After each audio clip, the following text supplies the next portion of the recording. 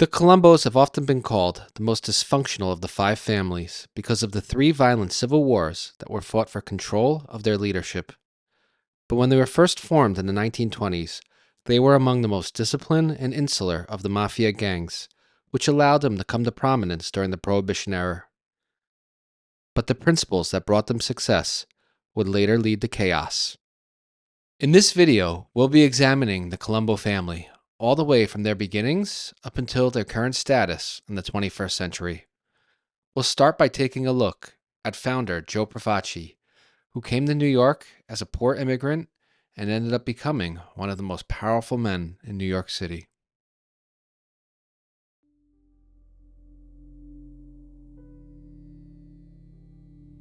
In order to understand how the Colombo family's founder and first leader rose in power, you need to understand the world he was operating in when he came to America in the 1920s. Organized crime is as old as civilization, but the Italian-American Mafia is a concept that was brought over from Sicily.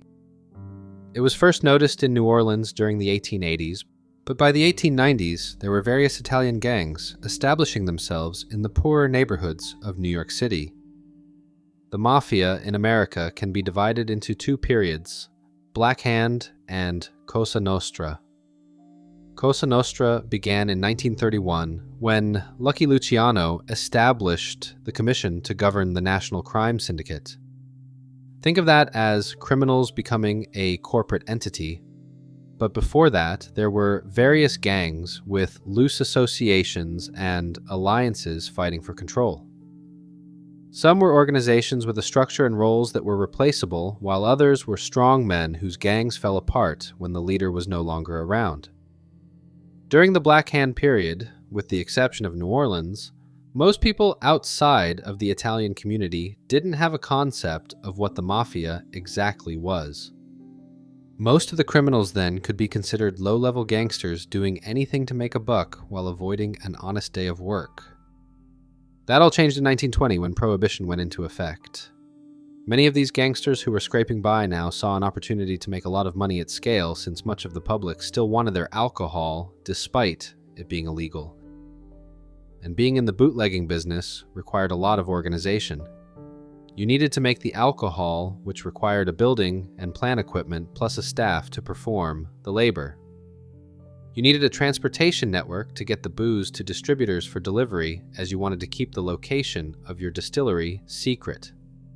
Then, if you wanted to get bigger, you vertically integrated the distribution network to become a supplier. And if that was not enough money, you could then expand into speakeasies too and enjoy the profits that come from retail. By the mid-1920s, there were about 5 mafia groups in the city, but only 4 of these would make it into the Five Families era. There was Joe Masseria, who controlled what would become the Genovese crime family in Manhattan, which was originally founded by Giuseppe Morello. There was Gaetano Orena in the Bronx, who led what is now the Lucchese family. In Brooklyn, there was Salvatore D'Aquila running what would become the Gambino family, along with the Castellamaresi family, which would become the Bonanos. All 4 of these groups were organizations that resemble a modern mafia family in their structure with bosses and captains. In fact, both D'Aquila and Reina were once captains in Peter Morello's family. But in the 1910s, they broke off with their crews to form their own families, following a massive law enforcement crackdown and a gang war that weakened the power of the Morellos. In these structures, when the boss either died or disappeared, the captains held a meeting to choose the next top man, and life went on. Frankie Yale's gang was the 5th power group of Italians in New York's underworld during the 1920s. Unlike the other groups, he was a strong man holding his gang together, where they were loosely organized. His power rested mainly with the Brooklyn waterfront, where he fought the established Irish gangs for control and won. After that, his main rivals were other Italian groups trying to whittle down his territory. There were other groups and small gangs as well, but these were the major power players that Joe Profaci found in New York when he first arrived in 1921. Immigration from Europe to America came in waves with sharp increases and decreases. Profaci came on one of those last waves. He was a new arrival, while the bosses and high-ranking men of the New York underworld came as young adults and had been established in the city for decades. The younger generation of up-and-coming mobsters had either made the trip across the ocean as children and came of age in America, or they were born here shortly after their parents arrived. Lucky Luciano was a small kid when he arrived at the Lower East Side, while Al Capone was born in Brooklyn. Profaci was around the same age as the Americanized Italian gangsters, but he came of age in Sicily and immigrated to the United States as an adult. In fact, prior to his crossing of the ocean, he had just completed a prison sentence. It's believed that he became a made member of the Mafia while in Sicily and came to America to exploit the opportunities that his fellow countrymen had been building in the criminal world. It's been recorded that mobsters who came up in Sicily often brought letters of introductions with them to America. Think of these like letters of recommendations for powerful gangsters to consider working with new recruits. Profaci most likely had these with them when he first arrived.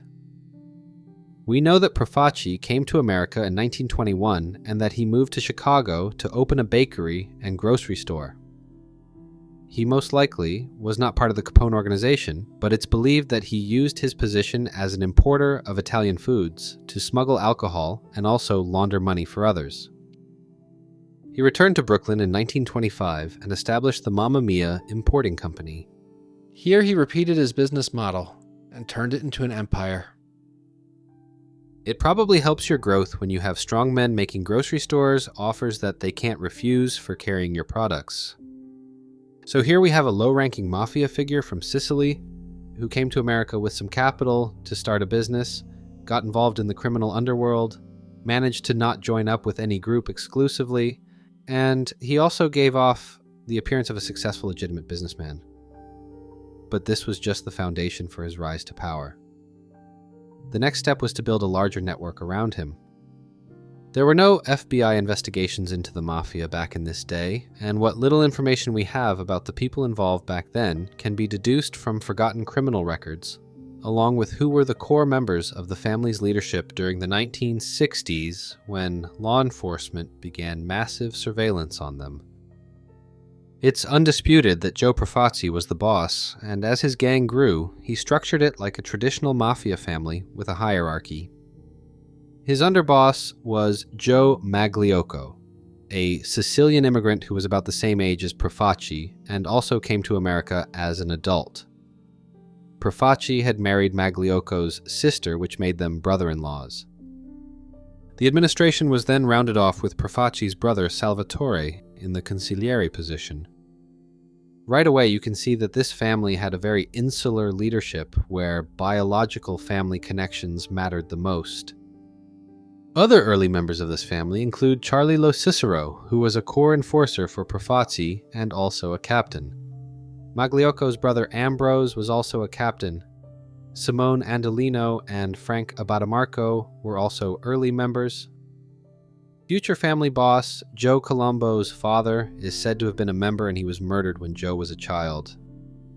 It's also been suspected that Sonny Franzese's father Carmine, nicknamed Carmine the Lion, was also part of this group, but it's never been proven. However, during the first few decades of the family, it was common for the sons of made men to also become made. The exact story of how they formed died with the men who kept their oaths of omerta. But there is one pattern that seems consistent amongst the men who were the first members of what we now call the Colombo family. They all immigrated to America when they were adults. Yes, they were young adults in their mid and late 20s when they arrived, but this meant that their thinking was more in line with the old country instead of their newly adopted one. In 1928, the various mafia groups across America held a national conference in Cleveland, Ohio to try and mediate an all-out war after the murders of two powerful leaders had sent New York into chaos. It's during this meeting that the Profaci organization was officially recognized as one of the five families. But Joe Profaci's transition from businessman arrived from Chicago in 1925 to boss did not happen in a vacuum. So how did he build his power while avoiding conflict with established mobsters? For one, he was very low-key and careful not to step on any toes. There were already Sicilian-born criminals operating in South Brooklyn when Profaci arrived. His inner circle was bound by family ties, but since he had been somewhat established in the Sicilian Mafia, he likely knew a few men from the old country who soon came into his orbit. Profaci was running his own group, but he insulated himself from actually getting his hands dirty. This gave him the appearance of being a successful businessman to the community, while he also had a lot of hidden muscle that could get him what he wanted if it came down to it. He was considered a man of influence and an American success story. It's not too hard to imagine that there might have been parents who were poor telling their kids to look up to Profaci as someone who has accomplished a lot. Salvatore D'Aquila was the most powerful gangster in Brooklyn. Profaci probably had kicked up tribute to him for the privilege of operating, although he was able to keep enough distance to not be in the organization. The relationship was probably like that of a large, feudal lord interacting with a lesser one. The lesser one acknowledged the power of the larger one, but was also fairly independent in their own affairs so long as they provided assistance when needed. D'Aquila was born in 1873, which puts him a full generation ahead of Profaci, who was born in 1897. He came to the United States in 1906 and became a captain in the Morello family before breaking off on his own.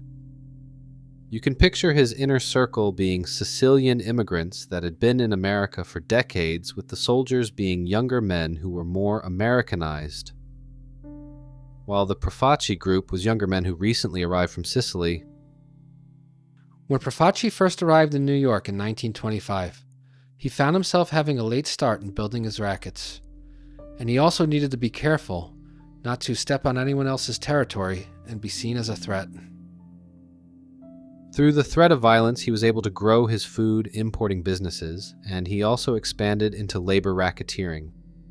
With the capital from his legitimate businesses, he was able to use that money for loan sharking, and as his gang grew, he also ran protection rackets, though it was framed and sold as mutual protection. Of course, if you didn't pay, something bad would happen. He also established numbers rackets as well. In other words, his criminal ties and old world connections allowed him to establish his Italian foods importing business, where he laundered money for others and also smuggled illegal items into the country, hidden in his shipments. His stature brought other criminals into his orbit, and they then used intimidation tactics to get Italian grocery stores to carry his products. The money made here then was used as capital to establish criminal rackets, which then brought the men under him closer into his orbit while solidifying himself as their leader. There is no documentation of how Profaci interacted with Frankie Yale, and if there were any violent conflicts between their groups, it has been forgotten and was most likely isolated. They appeared to stay clear of each other. Profaci's strategy in this decade was to be quiet, avoid direct confrontations while trying to be a neutral friend to everybody. And it paid off in 1928. The chaos of that year began when Frankie Yale was murdered on July 1st as he drove home. It's believed that his death was orchestrated by Al Capone after Yale cheated him on an alcohol business deal.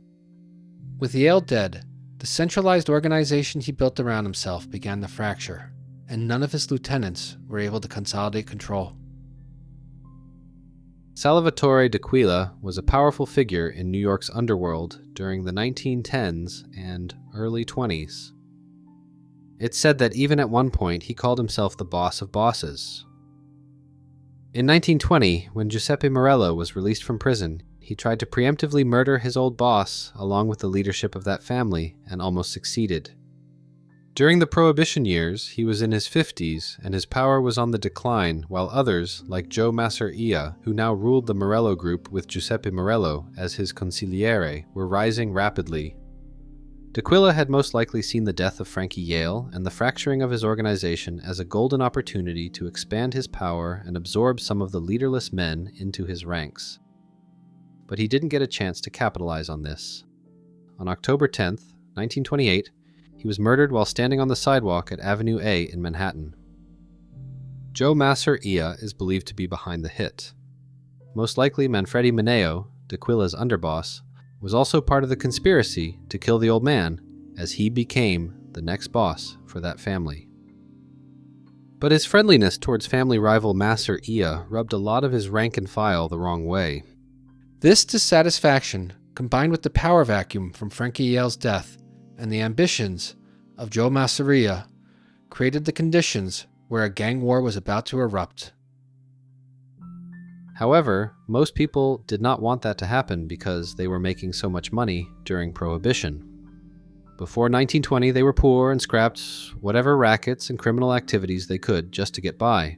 But now many of them were rich, richer than they ever imagined they could be. An all-out gang war with its violence, uncertainty, and the law enforcement reaction it was guaranteed to produce threatened everything that had been built. We don't know who called for or even organized it, but in December of 1928, a Grand Council meeting was held at the Statler Hotel in Cleveland. This was a predecessor for the commission, and it laid the groundwork for future cooperation among all the families across America. What's amazing about this event is that despite it being held in secret, the men who attended thought it was historically important, and they posed for a group photo. One of the men in this photo is Vincent Mangano, who would become boss of the modern Gambino family, and there is also Emmanuel Camerata, who was a capo in that group. These guys were then part of D'Aquila's organization. Those in attendance were all representatives except for two people, Joe Profaci and his underboss, Joe Magliocco. Joe Masseria was not there, but his influence was still felt. The meeting would later be raided by the police, but before that, two key decisions were made. Joe Profaci and his family were officially recognized. By now, he was too big to ignore, and his policy of being neutral and friendly made the more powerful men feeling safe to recognize him as the new power in Brooklyn to fill Yale's vacuum. But that choice might have been made as a compromise from Masseria to the others in exchange for growing his power and influence. It was decided that most of Yale's men would become part of the Masseria family, with their leader Anthony Carfano becoming a captain in that organization. The territory that Yale once held was split between Profaci and Masseria, and the men that didn't leave under Carfano ended up falling into Profaci's camp. Profaci was now an official boss with a base of power that was recognized by the others. He stayed under the radar, and when the opportunity came, so did more power. But with Joe Masseria's ambitions, a mafia war was inevitable. We cover these specific events in detail in another video. Profaci managed to stay exclusively neutral during it, but in secret, Joe Bonanno claimed that his sympathies were with the Maranzano faction. The reality most likely was that he was very politically astute, and his sympathies probably seemed to lie with whoever he was talking to at the moment. But when Maranzano eventually won the first phase of the war, he still recognized Profaci as a boss with a family. Luciano also recognized him and gave him a seat on the commission when it formed. Probably both men recognized Profaci as being a reasonable man who was rational and not hostile. While he was a rival power, he was never perceived as a threat. As Profaci's stature in the criminal world grew after the 1928 Grand Council, that event also represented his first real run-in with the law. When the police found out that known criminals were conspiring, they raided the event, and Profaci, plus Magliocco, were arrested. There were no serious charges or convictions that resulted, but his name was out of the shadows and in the open. In the 1930s, detectives noticed a pattern that this businessman seemed to have a lot of associates who were known criminals. Once they looked into him and saw that he was at the Cleveland conference, they soon correctly deduced that he was the leader. In the 1940s and 50s, his profile with law enforcement rose higher, with the FBI taking an interest in him as well. But despite all their intelligence gathering, they were never able to charge him in any serious crime because he was well insulated, And these were the days before Rico. But this insulation, combined with the march of time, would prove to be his undoing. The Castellamarese War is often framed as a larger conflict between the older men who identified as Sicilian and the younger men who identified as American. Because the Profaci family was newer and neutral during that fight, this cultural and generational conflict would be repeated in it. For one, because Profaci was just 31 when he was officially recognized as a boss, he had a long reign of power, and because he was insulated, his inner circle remained largely unchanged, and when positions did open up, he gave them to the old-timers like Charles Lo Cicero. This then created a generation gap, where the younger men felt like they were being exploited by the older ones. Profaci also had a reputation as being greedy when it came to tribute, which only further caused resentment. When what was going to be an assassination of the Gallo brothers was thwarted by the dumb luck of a policeman walking by, a war broke out between the Profaci family and the rebel Gallo crew. The family was unable to outright win the war, and the longer it went on, the longer its leadership looked bad to the Mafia Commission. Profaci died in 1962 before it ended, and Joe Magliocco became the next boss. He was not recognized by the commission as he was not able to crush the dissent in his ranks. He then conspired with Joe Bonanno to kill the other commission members, was exposed by Joe Colombo, and then forced to retire, where he died of a heart attack months later. Joe Colombo represented a new turning point for the Italian-American Mafia, as he was the first boss of the 5 families to be American-born. The family was renamed after him, and according to Greg Scarpa's FBI files, he seemed to be well liked by the organization's soldiers. It said the commission installed him as a reward for exposing the conspiracy, but no one seemed to object or challenge him. At first he was seen as a good leader. However, he later on became an embarrassment for the Mafia as a whole when he founded the Italian-American Civil Rights League to challenge the stereotype that Italians are criminals. To be fair, the organization was not an embarrassment, but having one of the leaders of the 5 families out in the public was. He was shot by a gunman during the Second Colombo War. Carmine Persico ended up succeeding him and stayed on as the official boss until his death in 2019. However, during his long reign, he spent most of it in prison. In the 1990s, a third civil war broke out in the family that ended with his side winning. The Colombos were the last of the 5 families to be formed, and they are the smallest of the group. Their history of being run by Mustache Petes, while the other families were ruled by the Young Turks, had always made them different from the other groups. Profaci might have been able to relate with older mobsters that came to America as adults, but as his organization was filled with younger men, he was not fully able to relate.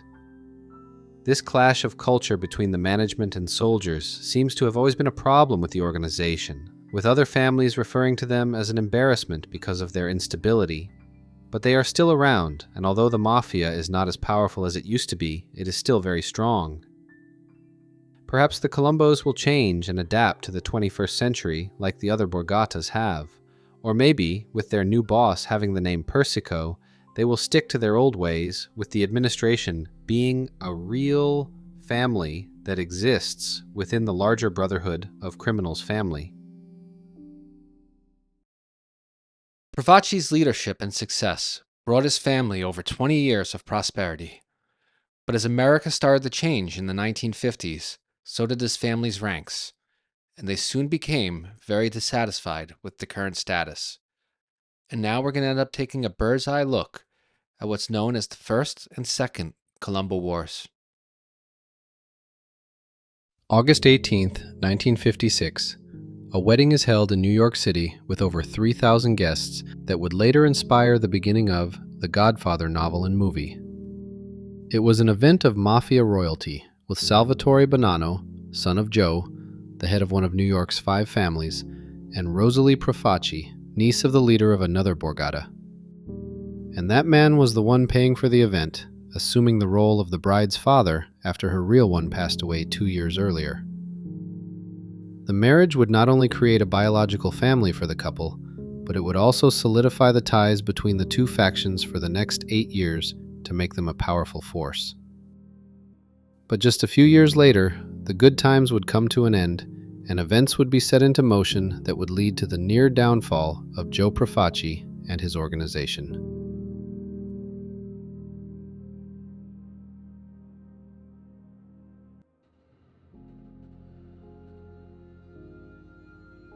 The family that we now call the Colombos originally bore the name of its founder, Joe Profaci, and it shares the distinction of being New York's newest and smallest faction. Born as Giuseppe Profaci on October 2, 1897, on the island of Sicily, not very much is definitively known about his early life in the Old Country. But it is suspected that he had family connections to the Mafia there, and he also did time in prison as well. In 1921, almost immediately after his release, he stepped on a boat and immigrated to the United States. He first arrived in Chicago, where he opened a grocery store and didn't have a criminal record. But the business failed, causing him to relocate to Brooklyn in 1925, where he stayed for the rest of his life. He would later become an original member of the Mafia's ruling commission, but unlike his contemporaries, who joined existing gangs and moved up through the ranks, he built his own family from scratch as its founding member. In addition to becoming a criminal mastermind, Profaci was also a very successful, legitimate businessman. His Mamma Mia importing company brought Italian pasta sauces and olive oil into the United States, where it then distributed the products across the country. But some claim that the business was just a front to mask his pre-existing criminal activities, and others believe that his foray into the world of bootlegging happened after Mamma Mia began because he saw the massive amounts of money that could be made illegally. By 1925, it's believed that he was firmly involved in bootlegging, and over the next 3 years, he began to build a crew while avoiding conflicts with law enforcement and the other families. It must have been difficult for him to grow his empire in a crowded field, but he had somehow managed to make it work, and during the 1928 Mafia Conference in Cleveland, the Profaci family became officially recognized by the other Cosa Nostra factions. One major item for that meeting's agenda was to peacefully distribute the territory that belonged to the recently murdered Frankie Yale. Profaci benefited the most from this, and Bensonhurst, Carroll Gardens, Bay Ridge, and parts of Red Hook became exclusively his, while the rest went to Joe the Boss Masseria. During this time, Masseria was trying to consolidate control of the entire Italian mafia across the United States to become the boss of bosses, and the places he did not directly rule, he usually controlled through puppet leaders that he installed. Perhaps he felt that the quiet man with glasses operating in his backyard would be just another pawn that he could manipulate. The reality was that Profaci found more in common with his neighbors, the Castellamarese family. When Maranzano ascended that group's leadership and went to war with Joe the Boss, Profaci tried his best to stay neutral during the conflict, though he most likely provided some indirect support to the war's eventual winner.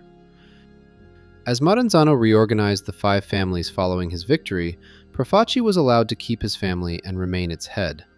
And when Luciano had the new boss of bosses murdered in September of 1931, Joe Profaci was given a seat on the newly formed Mafia Commission that was created to replace the Capo di Tutti Capi title that caused so much conflict.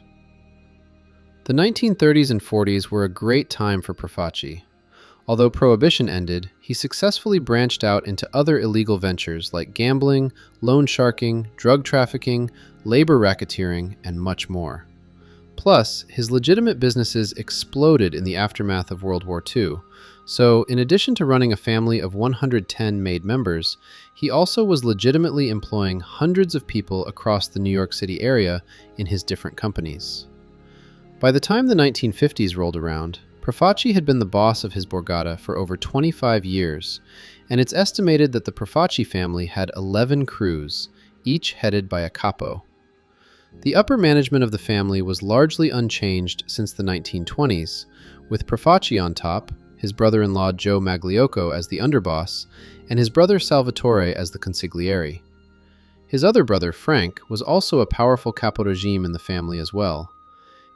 And crime had paid for Profaci, but it did hurt his reputation, and after all these decades as a boss in the shadows, The government knew who he was, and they tried to get him on tax evasion, but failed. They attempted to also have his citizenship revoked since he was naturalized in 1928 and lied about his prison record, but that didn't get any traction either. In 1959, oranges he imported from Sicily were inspected by U.S. Customs and found to be hollowed out and filled with heroin. However, he denied knowing that those were there, and the government had no direct proof to tie him. He was also arrested at the Appalachian Conference in 1957. By this time, Profaci's nickname among his guys was the Old Man, and while he was a millionaire many times over, the men on the streets who were making the money that was kicked up to him were not, and they were becoming resentful of their boss.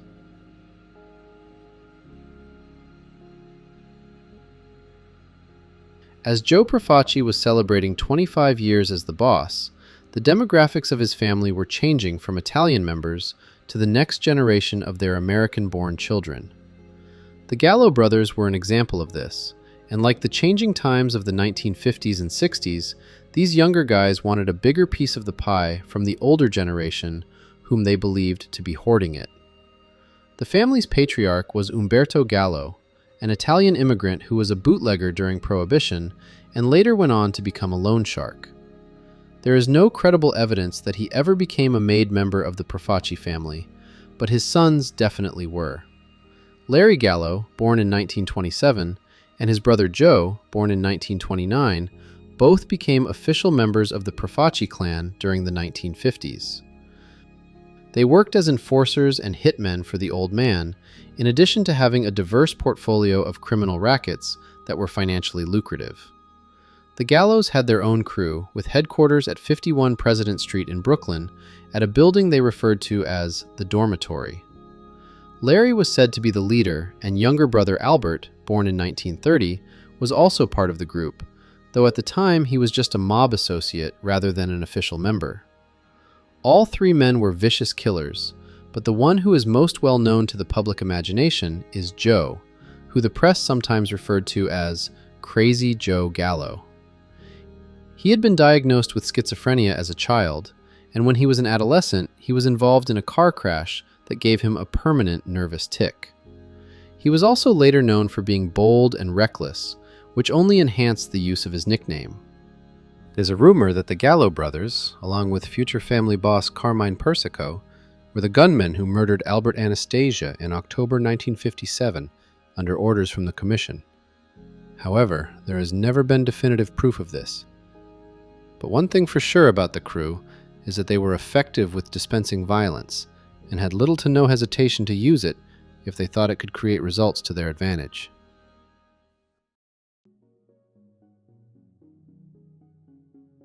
What we now call the First Colombo War began when Profaci family capo regime Frank Abitamarco cut off all tribute to boss Joe Profaci as a way to protest the financial strain many family members found themselves under. On November 4th, 1959, he was shot to death outside of a bar in Brooklyn. It's believed that the Gallo brothers were the shooters on orders from Profaci, and that they believed they would be cut in on the dead capo's rackets as a reward. That didn't happen. Instead, Profaci directly took over Abitamarco's business interests, and he then distributed them to those closest to him. Outraged at what they viewed as a betrayal, they then took up the cause of the man they murdered and stirred up discontent in the family against the boss's greed. Since Profaci's policy was to murder those he viewed as subversive, the Gallo brothers tried a strategy that would put the boss in a position where he couldn't refuse them. They made a bold move to kidnap the family's top management. On February 27, 1961, the Gallos successfully abducted underboss Joe Magliocco, Profaci's brother Frank, loyal capo regime Salvatore Musacchia, and soldier John Scamone. They also tried to capture Profaci outside of his estate in New Jersey, but he evaded them and fled to a mansion in Florida to lay low. After a few weeks of negotiations, Profaci and his consigliere Charlie Lo Cicero, who had been in the position for 5 years, reached a deal with the Gallo brothers. In addition to not wanting to get his people killed, part of Profaci's motivation to settle this was that he realized most of his capos leaned towards the Gallo camp with their grievances. If he directly went to war, he would lose his top people, and the rest of the troops would probably rally to the other side. So he made a deal. Everyone was released, and with the new revenue arrangement, this incident could now be written off as water under the bridge. But Joe Profaci, now in his 60s, refused to let this go. Instead, he silently met with his capos in one-on-one meetings and won them back into his camp. His plan was to make the Gallos pay for their insubordination, and to do that, he needed to split his opposition while also planning to make bold moves in a surprise that would cripple the men he viewed to be his enemies. The first murder of what was then called the Profaci-Gallo War happened in August of that year when the Gallo crew's top enforcer, Joe Gioeli, went on a deep-sea fishing trip and never returned. Later, his coat was placed outside the door of 51 President Street with fish wrapped up inside it to symbolize who he now sleeps with. This event would later be replicated in the Godfather movie. Knowing that a war was about to break out, Larry Gallo went to the Sahara Club in Brooklyn on the morning of August 20th to attend a sit-down. His ally, Carmine Persico, and Salvatore D'Ambrosio were there, and they attempted to strangle him to death. A police officer on patrol overheard the struggle and entered the building, which allowed Larry to survive. Because of his defection to the Profaci family, the Gallo brothers began to call Persico the Snake, and the name stuck with him until his death. Using a sit-down as a cover for murder is a violation of the Mafia's code, and for the Gallo brothers, Profaci had crossed a line where their only response was to go to war. The fighting gets hot. The official tally for the First Colombo War is 9 dead and 3 disappearances. But this figure does not include all of the woundings, failed attempted murders, and the fighting that was done with fists instead of guns. And there is not a definitive history of the war that's been told by a high-ranking member turned informant who could provide a bird's-eye view of the conflict. But here is a rough idea of what we can piece together from individual events that have been documented. The Gallos' first target for retaliation against Profaci was the man they dubbed as the Snake. In September 1961, Persico went out to his car and started it, when a bomb placed by Gallo forces detonated. In a stroke of luck for the future boss, the explosive was placed upside down, so instead of being vaporized, the vehicle was blasted into the air while a crater was left below it. In October, Gallo soldier Joe Mags Magmasco became a casualty after he got into an argument with his former capo and Profaci loyalist Harry Fontana on the street. The conflict got physical, and after he hit Fontana, another member pulled out a gun and killed Joe Mags. Also that month, Capo Regime Nicholas Forlano, who ran a lucrative loan shark operation for the family, was stalked by Gallo gunmen. As he pulled up to his apartment in Astoria, gunmen appeared and shot into his car multiple times. They emptied their weapons and ran off. Miraculously, Forlano managed to avoid being hit as he constantly climbed from his front to back seats in a vain attempt to dodge the bullets, and that somehow actually worked. This botched hit would later inspire the media to give the Gallo crew the nickname of the gang that couldn't shoot straight. The month before, the Gallos had tried to abduct Forlano's business partner and financier of the capo's loan shark operations, Ruby Stein, off a midtown street, but he managed to get away. In November, Profaci soldier John Guarlia and an associate were shot and killed in a Brooklyn bar by Gallo shooters. Police suspected the killers to be Mike Rizzatello and Sal Mangiamelli, although they were never charged. It's believed that they were also the shooters on the unsuccessful Forlano hit. The Gallos had gone to the mattresses to carry out their war, but they didn't go into hiding. Instead, they fortified their President Street headquarters with armed guards on the rooftops and screens on the windows to prevent grenades from being tossed in. And while the fighting and emotions were tense at times, not every captain in the family was active during the Civil War. Sonny Francis was about as neutral as one could be. As a result, the Gallos did not attack him or his people, and Profaci did not order him to fight. probably out of concern that if he forced the man to pick a side, it could backfire with him turning against the boss. While the Gallos might have taken the initiative in the fall of 1961, they were dealt a serious blow when a number of their soldiers defected back to the Profaci camp. But even with this setback, the brothers had no intention to back down, and Profaci was not going to compromise. In December, Larry Gallo avoided being blown away by a shotgun as he sat at a red light by pure luck, and two Persico soldiers caught a beating from Gallo soldiers at a nightclub when they ran into each other. A few days later, Gallo member Larry Carna was shot in the leg twice while standing outside of his candy shop. He survived and is seen in this photo of Gallo headquarters standing on crutches. The only way for this civil war to end would be for the leadership in both factions to change. That began in December of that year, when Joe Gallo was sentenced to between 7 and 14 years in prison. He had held a knife to a businessman's throat and was convicted of extortion. It's unclear but possible that Profaci's connections to corrupt cops and judges might have secured this. But even if they didn't, Crazy Joe Gallo was now out for the rest of this conflict. But Joe Profaci did not have long to celebrate. He had been ill for some time, and in early 1962 was diagnosed with liver cancer. There was no chance of survival, and he only had months left to live. He was approached by fellow commission members Carlo Gambino and Tommy Lucchese to make peace with the Gallo faction. But the old man, believing that these two bosses had plans to annex his family, refused to do so and threatened that he would attack anyone trying to get involved with his business. And so, the fighting continued. In January of that year, Gallo soldiers Michael and Philip Albergo came out to their car and found a flat tire. As they changed it, Profaci gunmen drove by and shot at them. Both brothers were wounded, but survived. A month later, gunmen shot at Profaci's brother Frank while he was walking on the street, but they missed.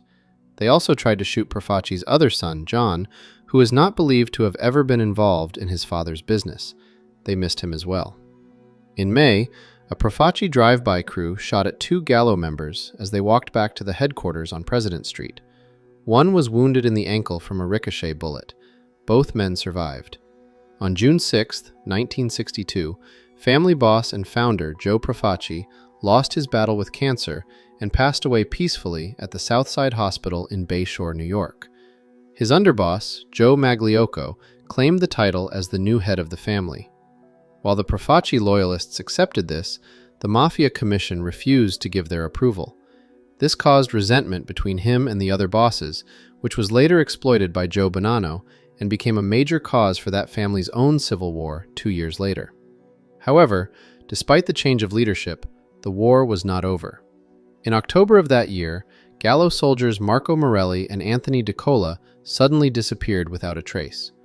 Following losses from murders and defections, the Gallos began to aggressively recruit new associates into their crew to replenish the ranks. In February of 1963, Gallo associate John Raiola was gunned down and severely wounded. After this, things cooled down a little, but 2 months later the hostilities heated up again when a Gallo member was shot at while walking down a Brooklyn street. The following month, the Gallo brothers took revenge against Profaci loyalists Alphonse D'Ambrosio and Carmine Persico as they drove in their car. The two men were cut off by a truck, and when its back opened, men with rifles appeared. Bullets ripped into both men, but they survived the attack. On May 10th, the Gallos shot at Captain Johnny Otto as he drove his car. The vehicle was damaged, but the man walked away unharmed. A month later, Profaci hitmen killed a Brooklyn businessman as he left his apartment because he was a Gallo associate who provided cash loans to the brothers. On June 12th, shots were fired at Gallo soldier Frank Iliano, but they missed him. The next day, Profaci member Vincent DiTucci was found murdered, and the police suspected the Gallo crew. Soldier Gennaro Basciano was arrested for the crime, but was later released for lack of evidence. On June 19th, unemployed longshoreman Alfred Mandela was shot to death as he sat outside of his apartment building in a beach chair. While not a member of either crew, it's believed that he sold guns to the Gallos, and was killed by the Profaci faction to cut off their rival's support.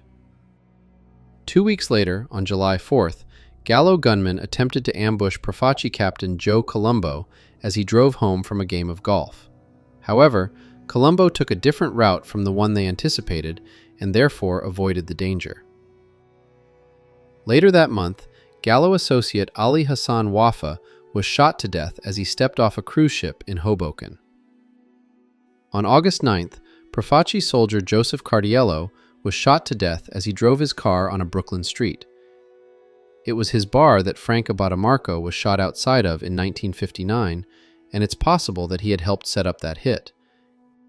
Given that Abadamarco's death was what set the conflict into motion, it is fitting that Cardiello would be one of the last deaths. That same day, Profaci loyalists Tony Regina and John Battista spotted a car carrying Gallo members on Long Island. At Route 347 in the town of Port Jefferson, they pulled next to the car and sprayed it with a volley of bullets. They killed Louis Mariani and wounded Francis Getch. Both shooters were arrested, convicted for the murder, and sentenced to life in state prison. The war found itself coming to an abrupt ending in September 1963 when Joe Magliocco summoned his captains for a meeting where he suddenly announced that he was stepping aside. In his bitterness about being denied the boss position of the family by the commission, he entered into a conspiracy with Joe Bonanno to murder the heads of several families. The plan backfired when the captain he assigned the murders to, Joe Colombo, saw the plan as being a very bad one. Perhaps the 2 years of fighting made Joe Colombo realize that these killings would cause an even greater war that had the potential to destroy Cosa Nostra. So he went behind his boss's back and informed his targets of what was being planned. When summoned to answer for this, Magliocco confessed. Rather than be killed, the commission forced him into retirement, and in December of that year, 2 months later, he passed away from natural causes. During Magliocco's brief reign, his underboss John Misuraca was a longtime member that was also at retirement age. When offered the top spot in the family, he declined it, saying that he was too old and wished to step aside. Charles Locicero, the consigliere, also declined the promotion for the same reasons. As a result, Joe Colombo was proposed for the role and accepted it. After an election by the family's captains and approval from the commission, the promotion was permanent. Colombo was in his early 40s and was the first American-born boss of the 5 families. He knew that he could easily be leading the family into the 1990s and possibly even into the new millennium if his health lasted. His first order of business was to reshuffle the family's leadership so that the administration was more politically attuned to the current politics of the Borgata rather than being a relic of how it was when old man Profaci founded it almost 40 years earlier. Next, his emissaries reached out to Larry Gallo, and a peace settlement was arranged. With the fighting now at an end after 2 bitter years, the newly renamed Colombo family was looking forward to better days, but they never really came.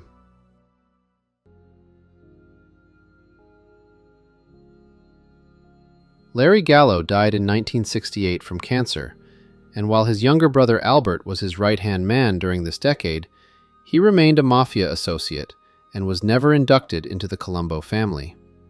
Partially because the books were closed after Apalachin, which locked him out while his older brothers got in before that event, but also because he made so many enemies during the Civil War.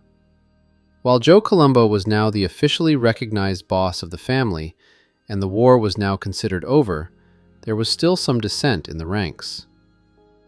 One possible rival was the elder consigliere he removed from power, Calogero Charlie Locicero. Locicero was an original member of the Profaci family, and he had a criminal record that stretched back into the 1920s. In 1925, he was arrested for murder, but the charges were dropped. For almost 20 years, the Profaci crime family's management was composed of the boss's actual family.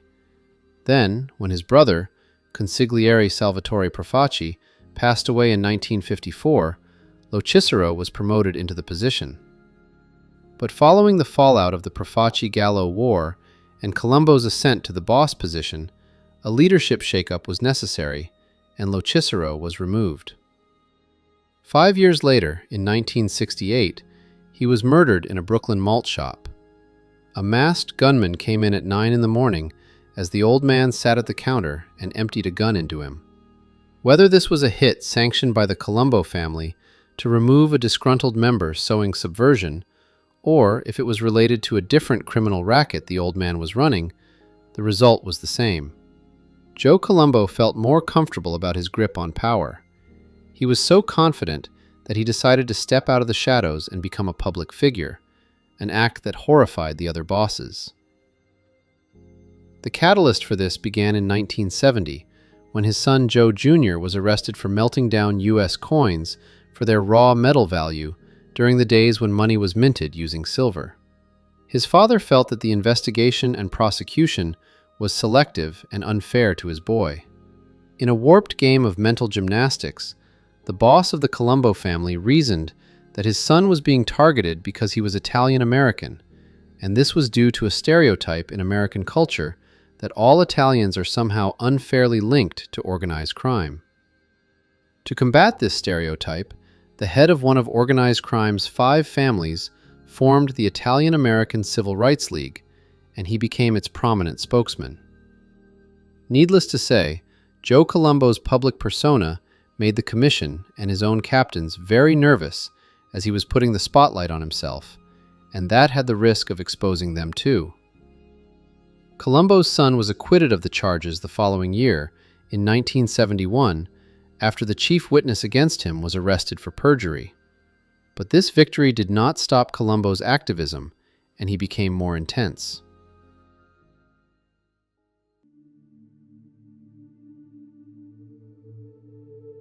While Colombo enjoyed a period of peace starting in 1968, unresolved business from the Profaci-Gallo War reared its head in 1971 when Joe Gallo was released from prison.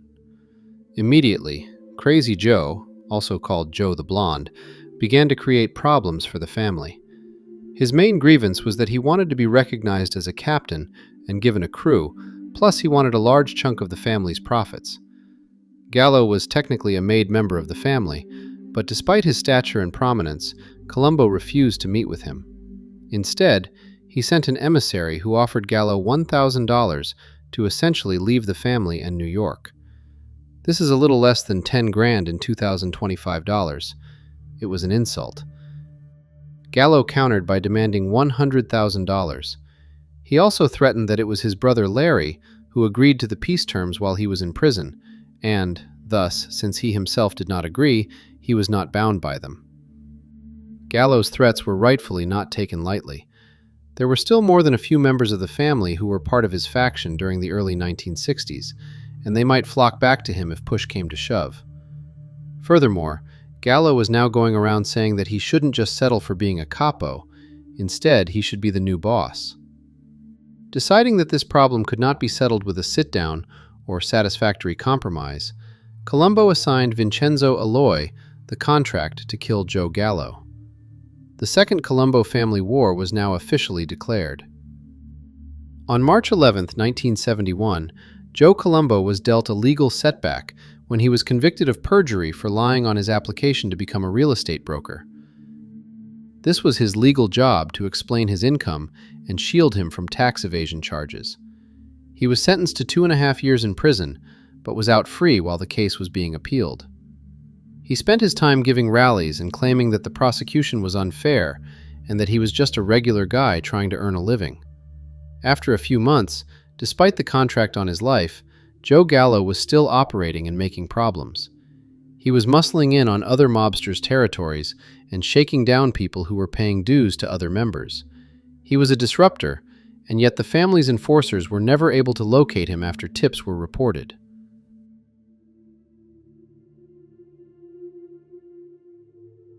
Finally, on June 28, 1971, the opening shots of the war were fired, but they weren't directed at Gallo.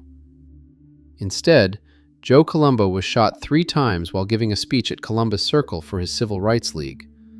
Although he survived the shooting, he was left paralyzed and died from the wounds almost 7 years later in 1978. Needless to say, when it was clear to the family members that he was not going to recover, he lost his status as the boss. His reign that was supposed to last into the 1990s ended after less than a decade. Colombo's shooter was 24-year-old Jerome A. Johnson, an African-American whose motive for the shooting will never be known, because Colombo's bodyguards immediately killed him. For the police and Colombo family, it seemed most likely that he had been sent to do the shooting at the behest of Joe Gallo. During his time in prison, Gallo is said to have been closer to the black inmates than his fellow Italians, so to them, it looked like he could have had an alliance with a gang from that ethnic group. Gallo was picked up by the police and interrogated over the shooting. After a few hours, he was released, and detectives were convinced that he was not behind the hit. But the Colombo family did not agree, and with Joe Colombo's death, the upper management was thrown into chaos once again. The administration had to deal with a new Gallo war, a potential civil war, and the uncertainty of who was actually in charge now. Part of Colombo's strategy for bringing peace to the family was to promote old-timers to top leadership positions who had no desire to become the boss. His underboss was Salvatore Mineo, and while he was willing to stay in his position for the sake of keeping things stable, he really wanted to step aside and retire. Colombo's consigliere in 1963 was Benedetto D'Alessandro, but he stepped down in 1969, and Capo Joseph Iacovelli took his place. Mineo did not want to be the acting boss, so Joey Yak took on the role. He decided that, with Colombo's death being so high profile, and with the police keeping an eye on Joe Gallo, it would be unwise to retaliate right away. The new management felt that if they hit back so quickly, they would give law enforcement the perception that a new gang war was underway, and it would bring down extra heat. At the same time, Gallo had a police detail watching him, because the police knew that the mob would come for vengeance. But by the time 1972 rolled around, the shooting of Joe Colombo became old news and started to fade from the public consciousness. And with no attempts being made on his life, the police removed the Joe Gallo detail. Iacovelli now felt that it was the right time to strike back, and the contract on Gallo was opened again. Meanwhile, Gallo continued to live up to his reputation as a disruptor, and he became a celebrity on the New York night scene. On April 7, 1972, while celebrating his 43rd birthday with his wife, daughter, sister, and bodyguard Pete the Greek, plus his girlfriend, the group decided to have a very late-night dinner at 4:30 in the morning. The place they chose to go to after a long night at the Copacabana was Umberto's Clam House in Little Italy.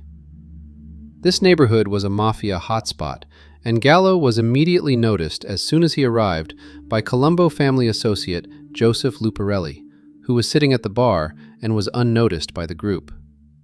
He claimed that he immediately left and went to a Colombo hangout 2 blocks away. Joey Yak was contacted, and he okayed the hit. Luparelli and 4 other individuals then returned to the Clam House. Luparelli stayed in a getaway car while the 4 men entered the restaurant through a back door. The gunman emerged in the dining room, and when Gallo saw them, he cursed and tried to draw his own weapon. But before he could get it out, he was shot multiple times. He staggered to the front door, in what witnesses say was an attempt to draw the gunfire away from his family, and collapsed in the street. He was brought to the Beekman Downtown Hospital, where he was pronounced dead. Police investigators dispute Luparelli's story and believe that it was a lone assassin that took down Joe Gallo. They also say that many claims in his story cannot be verified, or they come off as unbelievable. In 2003, Mafia associate and hitman Frank Sheeran claimed that he was the lone killer shortly before his death from natural causes. He said that he committed the murder on orders from Pennsylvania crime boss Russell Buffalino. Investigators believe that it's very possible that his account is true, but others believe that his story is also full of holes, no pun intended. Either way, the case is officially unsolved. Joe Gallo's death did not pacify his supporters, and his brother Albert took control of what remained of the crew. Shortly after his brother's murder, Albert received a tip that Joseph Joey Yak Iacovelli, Carmine Persico's brother Alphonse, and Gennaro Langella were eating lunch together in a midtown Manhattan restaurant. A hit team was assembled, and they quickly traveled to the restaurant, where they sprayed bullets into 4 innocent diners that they mistook for their targets. This close brush with death caused Joey Yak to leave New York and go into hiding. The family was now officially leaderless, but the captains were leaning to support Carmine Persico to take on the top job. Persico was ambitious and eager to do it, but the only problem was that in early 1972, he was sentenced to federal prison on hijacking charges. Instead, Captain Vincent Alloy was made acting boss. But he was convicted of perjury on June 26, 1973, and stepped aside as he could not manage the day-to-day operations. Joey Brancato, the acting captain for Sonny Franzese's crew while he was in prison, took on the acting boss role. His priority, directed by Carmine Persico with pressure from the commission, was to end the conflict with the remaining Gallo crew. By this point, the Gallo crew was more focused on fighting between themselves than they were with the rest of the Colombo family. And even though the violence was contained, murder was still bad for business. A settlement was negotiated, and Albert Gallo, along with his loyalists, were transferred to the Genovese family. Albert would later become a made member of that Cosa Nostra faction when the books reopened a few years later. After this successful end, Brancato stepped aside and cleared the path for Carmine Persico to consolidate his power from his prison cell. His brother Alphonse was made the underboss, while Thomas DeBella was promoted to acting boss. Anthony Abadamarco, the son of the slain captain whose death in 1959 planted the seeds for the First War, was bumped up to the consigliere role. Persico would be released in 1979 and enjoyed 2 years of freedom before going back to prison in 1981. He was released in March 1984. He would find himself in serious trouble a year later when he was caught up in the Mafia commission case, which resulted in him spending the rest of his life behind bars. The Colombo family had 110 made men in it, and each one had their own individual story of what happened to them during this conflict that you just watched. In this next video, we'll be taking a look at Greg Scarpa and his perspective of the events of what went down in the 1960s, and we'll also get a look at the conflict that was going on between Joe Magliocco and Charlie Lo Cicero as they fought for control of the family while they were fighting the Gallos as well. Contrary to popular belief, Joe Profaci was not the first made member of the Mafia to become a government informant. That title really belongs to Colombo family capo regime Greg Scarpa, who officially flipped on November 21, 1961. His role as an informant would be kept secret until the 1990s, during the Third Colombo War. In the 60s, he was considered part of the then Profaci family's middle management. And what really interested FBI agents about Greg Scarpa was his close relationship to the then powerful Charles Lo Cicero. Lo Cicero is now a forgotten figure, as he has been dead for over 60 years. But at the time of the First Colombo War, which was then called the Gallo-Profaci War, he was the acting consigliere of the family, with his own powerful faction within it. In the aftermath of Joe Profaci's death from cancer in 1962, there was a power struggle between Lo Cicero and then underboss Joe Magliocco to become boss of the family, and Scarpa provided his FBI handlers with a detailed insider's view. His account of these events also tells the story about how Joe Colombo came out of nowhere in this conflict to become the eventual leader whom the family is still named after today. Here is how it all went down.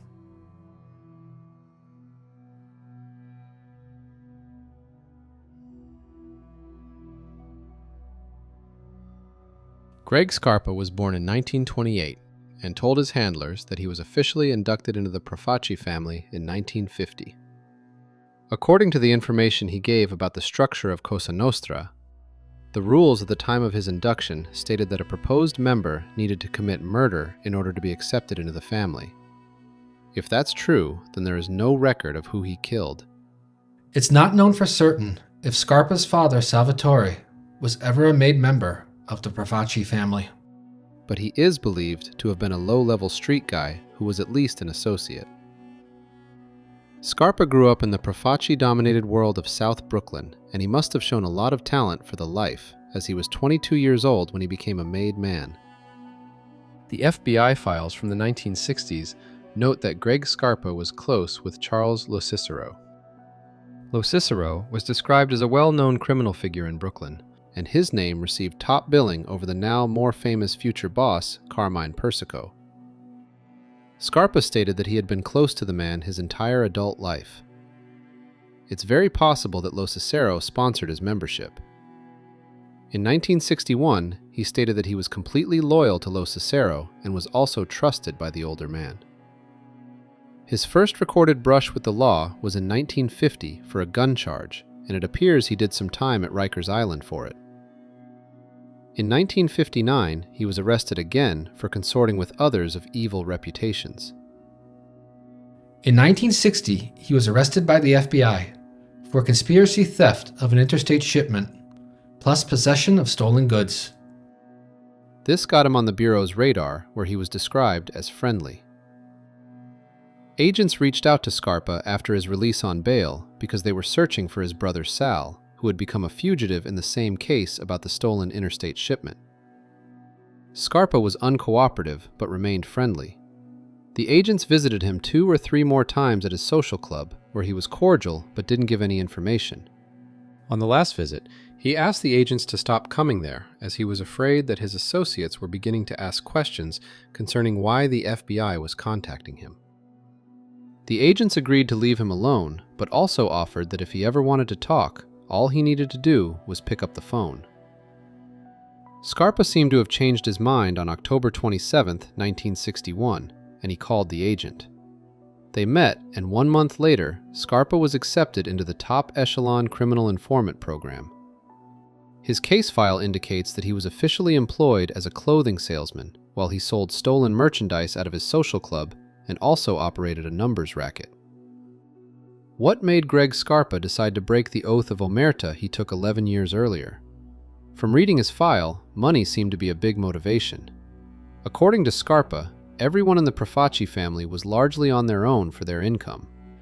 They had to kick up earnings to the bosses, but they still got to keep most of what they had. Despite the greedy reputation that Profaci would later have, part of the money that came to him was used to help members through financially difficult situations. Scarpa claimed to be a capo regime at this time and believed that he had a reputation as a good earner, which could explain why he was inducted at such a young age. He prided himself in this, but the Profaci-Gallo War was hurting his finances, and he believed that if he came to the family's leadership for help, it would hurt his standing within it. And his acceptance into the FBI's informant program created some income for him in exchange for information. When he first contacted the agents in October of 1961, he did not come to them empty-handed. He told them about 2 truck hijackings of cigarettes that had recently happened. One was in Newark and the other was in Florida. Using his information, law enforcement was able to recover the stolen Florida shipment. He named a couple of names while also claiming to not being able to find out information about the others.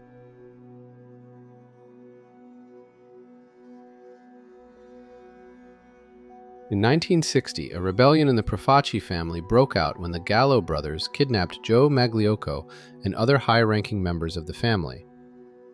Their reasons were that they felt that Profaci was demanding too much tribute while also unfairly cutting them and other members out of lucrative rackets. Acting family consigliere Charles Lo Cicero negotiated their release, and a deal was made with the rebels. Apparently, the Gallo brothers were always controversial figures in the family. They were inducted into the family around 1956, and they were sponsored by Johnny Schminny. Scarpa claimed that Charles Lo Cicero was opposed to them becoming official members, but he was overruled by Profaci and told to keep his objections to himself. The Gallo brothers were making some serious money with their operations at the time, and the family's management was enjoying the money they paid as tribute. Once the Gallos became part of the family, they became disappointed, as they believed that being members would have made them instantly rich. Instead, they found out that they were unable to move into other rackets that were already being run by other members. In 1959, they thought they caught a break when they murdered Capo regime Frank Abbatemarco after he withheld money from Profaci. They were under the impression that they would inherit his numbers racket as a reward for their service. Instead, Profaci gave it to his inner circle. That was the event that pushed them over the edge. Profaci, who was now referred to as the Old Man, regretted his decision to allow the rebellious brothers into the family, and now, despite having a deal with them, he worked with precision to have them removed. The Old Man met one-on-one with the Gallo supporters in his ranks and won them back over to his side. He then set up an ambush for Joe and Larry Gallo that would have them removed through disappearance. According to Scarpa, Profaci did not want them gunned down in the street, as he believed that that would have brought a heavy response from law enforcement on the organization. Instead, he wanted them quietly removed and dealt with. The plan was simple. Larry was to go to a meeting at the Sahara Bar with Carmine Persico. Persico was initially his ally, but now he was back in the Profaci camp. To reprove his loyalty, he was to have Larry strangled to death. Then Joe would be told that his brother needed him, and when he arrived, he was also to be strangled. The bodies would then be disposed. Johnny Shimi and Anthony Abbatemarco were also to be killed because of their association with the Gallos. Through dumb luck, a cop on his beat happened to hear the attempted murder of Larry, and he intervened. With the betrayal exposed to the Gallos, a war broke out within the family. We cover this event in detail in our episode about the First and Second Colombo Wars, so the rest of the events in this video will come from Scarpa's point of view in his FBI file. In December of 1961, Scarpa told the FBI that an order came from the family's leadership that all planned assassinations of the Gallo crew were to stop. Charles Lo Cicero had entered into negotiations with Larry Gallo. Scarpa did not know if Profaci gave his blessing to the temporary truce, but Scarpa told his handlers that he believed an agreement was not going to be reached because he felt that the whole matter had gotten too far out of hand to be settled through negotiations. Scarpa also had a very low opinion about Joe Gallo personally. On January 9, 1962, Scarpa told FBI agents that Larry Gallo rejected Lo Cicero's peace offer. The fighting was back on, and he believed that it would only end with the deaths of the Gallo brothers. Individual members of the Profaci family were assigned specific members of the Gallo faction to hit. That March, there was another temporary truce as Charlie Lo Cicero and Larry Gallo tried to negotiate a settlement during a meeting at Lo Cicero's house. The final meeting took place on a Sunday night, and it ended with Gallo telling Lo Cicero that he needed to advise his men that after 6 p.m. on Monday night, the truce would be off. That spring, it was revealed that family leader Joe Profaci had been diagnosed with liver cancer, and he did not have long to live. Despite this fatal diagnosis, at an April meeting it was announced that he was not going to step down as the boss. Scarpa claimed that Profaci declared that the Gallos had 3 options. 1. They could end their hostilities and function as a separate group outside of the family's sphere of influence. 2. They could rejoin the family and have their safety guaranteed. The safety of their men would be a different story. 3. If they decided to keep fighting, then not only would the Profaci organization kill them, but they will also go after the families of the men hostile to them. The Gallos seem to have went with option 3 since they probably deduce that the first 2 were just Profaci, buying time to take them out. There are no recorded instances of the wives and children of the Gallo crew being retaliated against. Scarpa went on to give a very accurate description of the Mafia's ruling commission, along with who the other bosses in New York were. He also stated that Joe Magliocco was the underboss, and that in the event that Joe Profaci died, he would be assuming control of the family. FBI agents wrote in the file that Scarpa had given them the opportunity to fully penetrate the Italian organization in New York.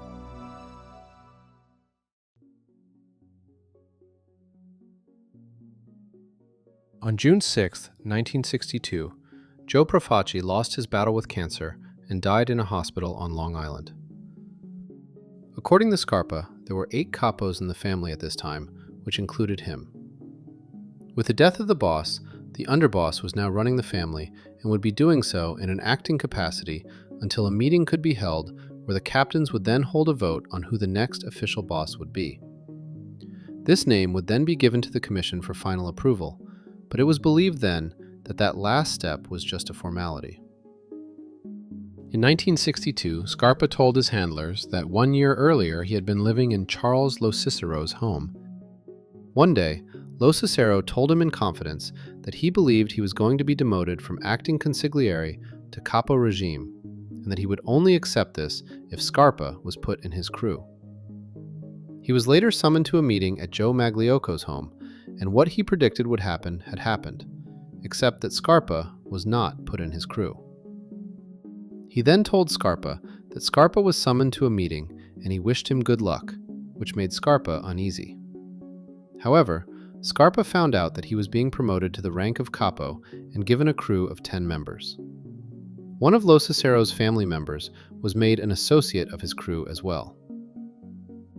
Either at the time of Profaci's death or shortly after it, Charlie Lo Cicero was sent to Italy, presumably as an emissary to shore up relations with the old country now that the old boss was dead. Scarpa believed that any talks of succession would only happen after he returned from his trip, given that Lo Cicero had a lot of influence in the family. But Joe Magliocco was not going to take any chances to lose his opportunity to be the official boss. On June 27, 1962, Sam Badalamenti, the acting consigliere, paid Scarpa a visit to inform him that Joe Magliocco's brother Ambrose, another captain in the family, wanted to hold a meeting about the election. He was told that the matter could not wait due to the war with the Gallos. Ambrose Magliocco met with Scarpa later that day and gave him 2 lists of people in the family to contact for 2 meetings. Both were to be held at Ambrose's home. The first list was to meet on the night of June 28th. The second was to meet on the morning of July 1st. Scarpa was to be part of the second meeting. Joe Magliocco and his brother were scheming for control of the family. They purposely held the meetings in Lo Cicero's absence so that he could not interfere with them. They also held 2 meetings with the captains divided instead of 1, so they could isolate potential opposition from allying. At the July meeting, Scarpa asked who the candidates were for the boss position, and he was told by Ambrose that there was only one: his brother, Joe.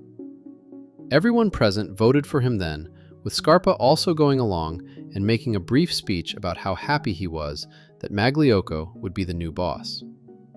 There was some debate over the election of the consigliere, but it was decided for Salvatore Musacchio to take over that role.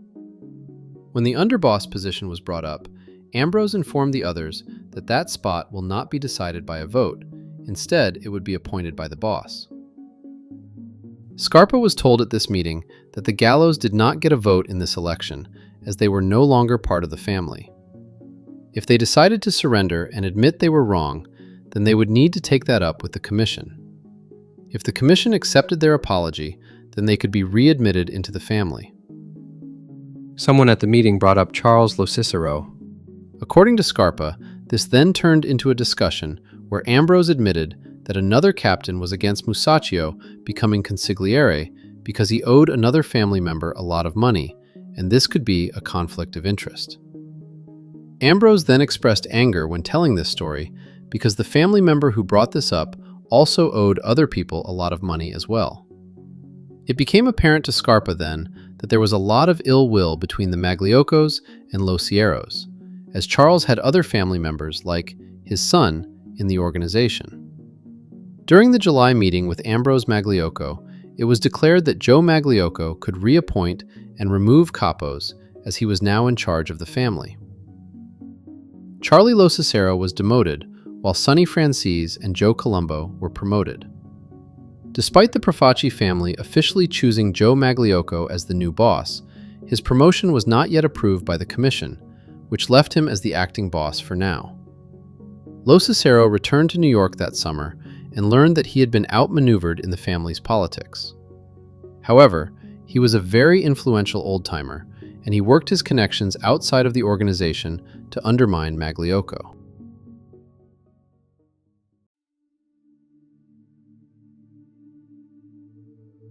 Lo Cicero reached out to Scarpa, and on August 25th, Scarpa visited him at his home.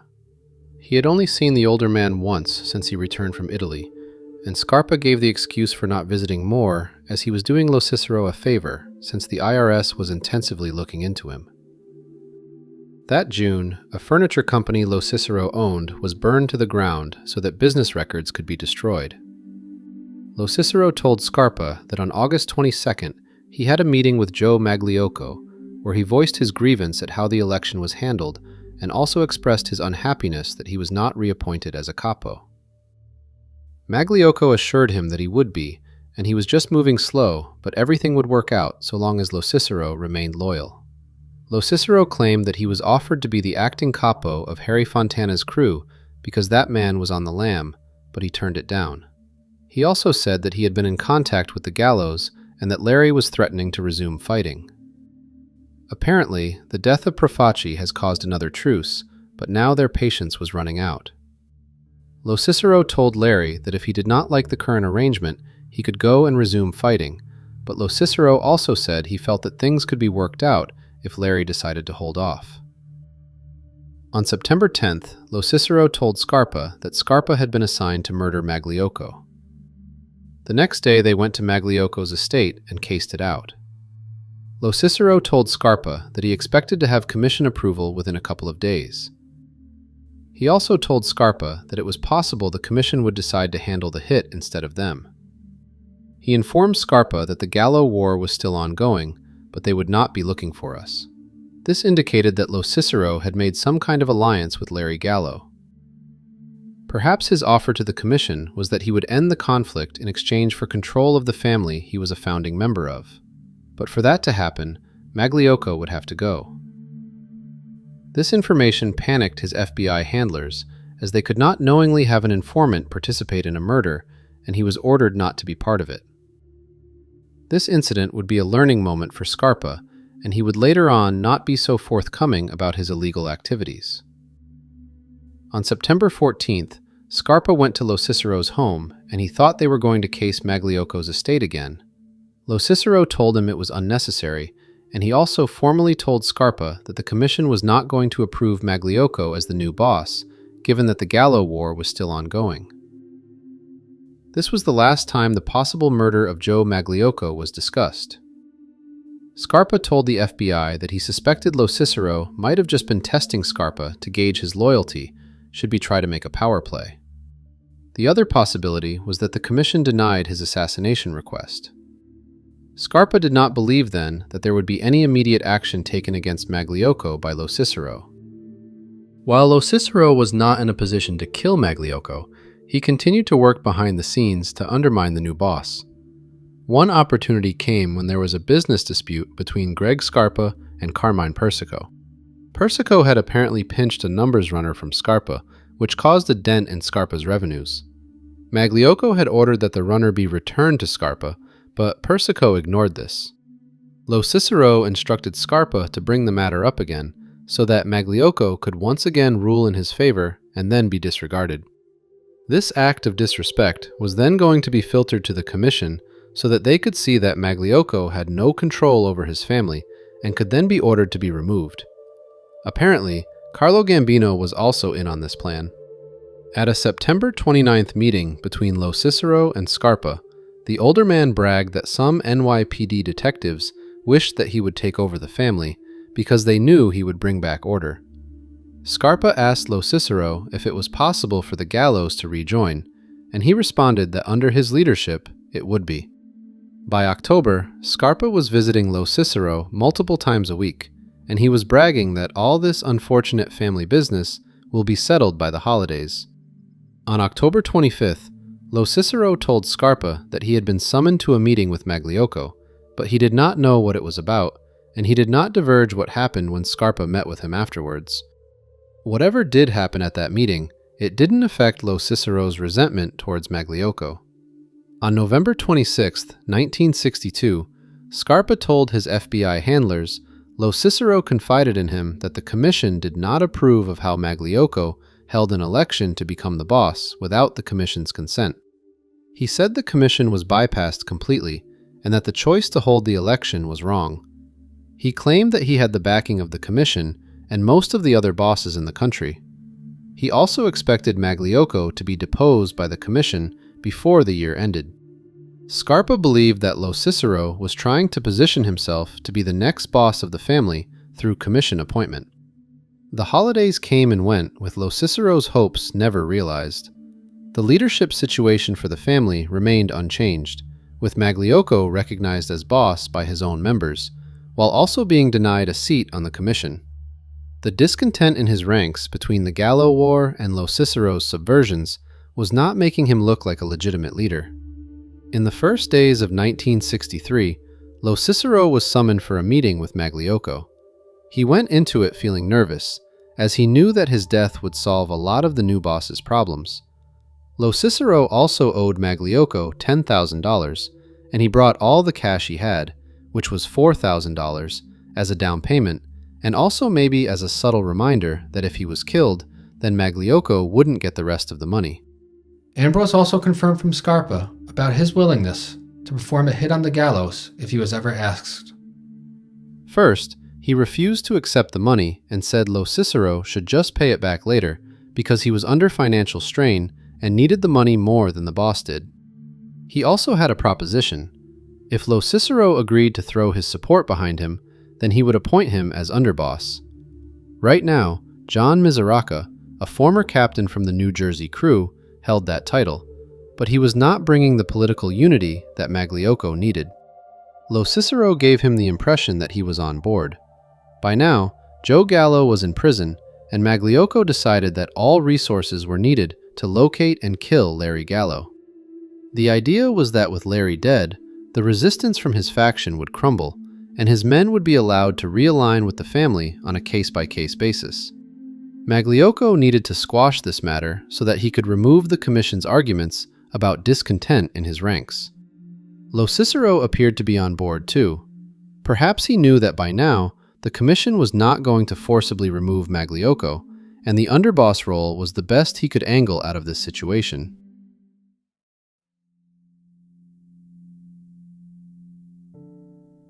While 1963 might have begun with Magliocco trying to consolidate his control of the family, it would not end with him on top.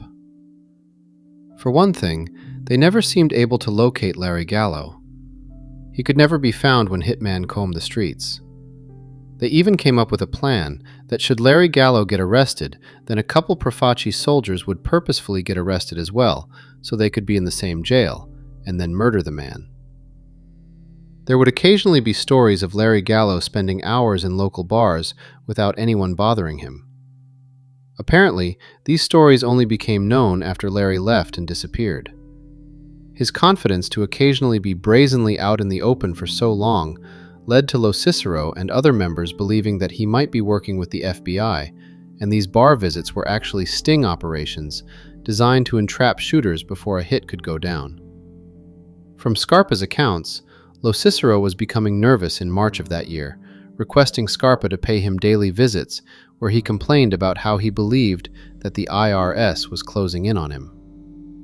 He also would regularly complain about the state of Cosa Nostra and how it was going downhill.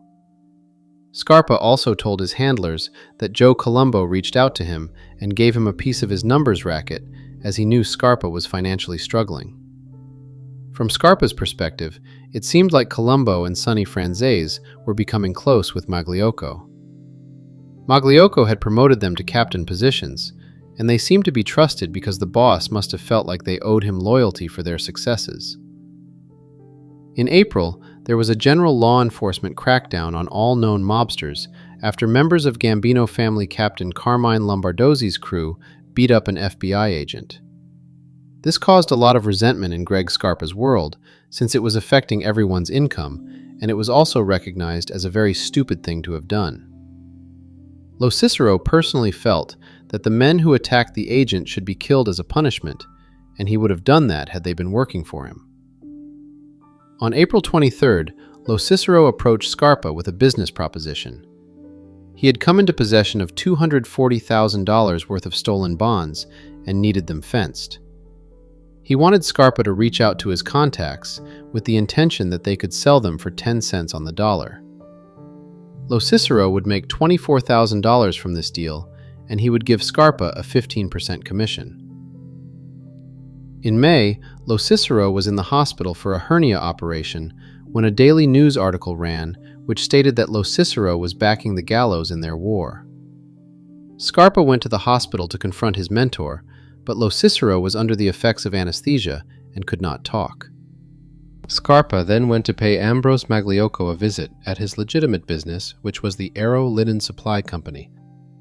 He brought up the article to Ambrose and was just told that the papers needed something to print.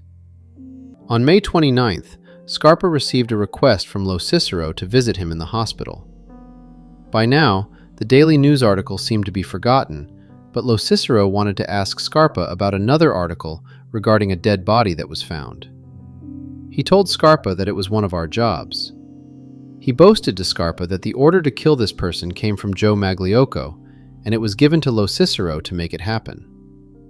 The man was killed 2 days after the order was given, and this was something that Lo Cicero was very proud of, as he figured this ability to have someone murdered quickly, while he was bedridden in the hospital, could only increase his standing in the family.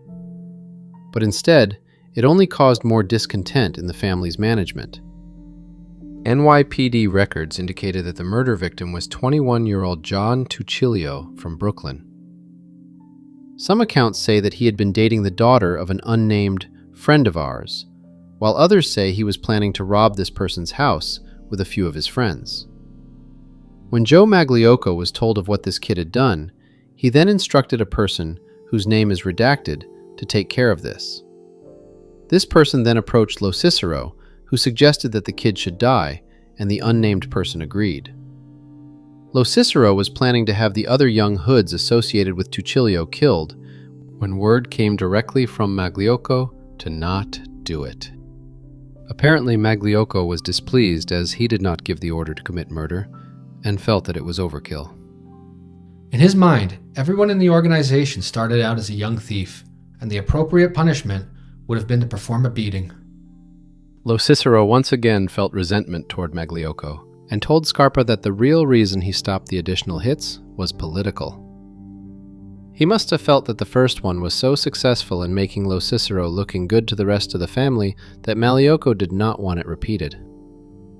Lo Cicero was released from the hospital in early June, and he quickly got in touch with Scarpa. Scarpa was ordered to put his crew on standby for a hit, but he did not reveal who the target would be. A month later, Freddie Sant'Antonio was murdered because it was believed he was cooperating with the government. Months before this hit, Sant'Antonio was arrested with 2 other people. Those people were now in jail, while Sant'Antonio was free, which raised everyone's suspicions. Scarpa told his handlers that he tried to bring up the murder to Lo Cicero, but was ignored. That month, Magliocco called a meeting with all his capos, and Lo Cicero was also in attendance. After the meeting, Lo Cicero informed Scarpa that they would soon be hitting the gallows. He was also warned that the Gallo gunmen were driving around Brooklyn in a brown station wagon looking for Magliocco men to kill as well. A few days later, Lo Cicero reached out to Scarpa to let him know he was going into a meeting with Magliocco in case he didn't return. This meeting ended up being a sit-down over a money dispute, but after it ended, Magliocco told Lo Cicero that Lo Cicero was not to directly contact him anymore. Instead, he would need to go through Joe Colombo.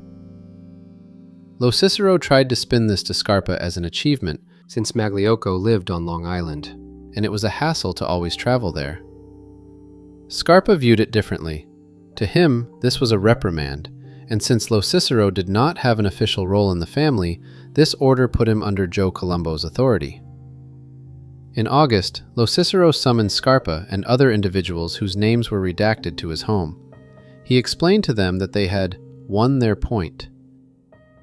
He claimed that he won the backing of Sonny Franzese and Joe Colombo, and that they persuaded Magliocco to step down and retire, which will be announced in a few days.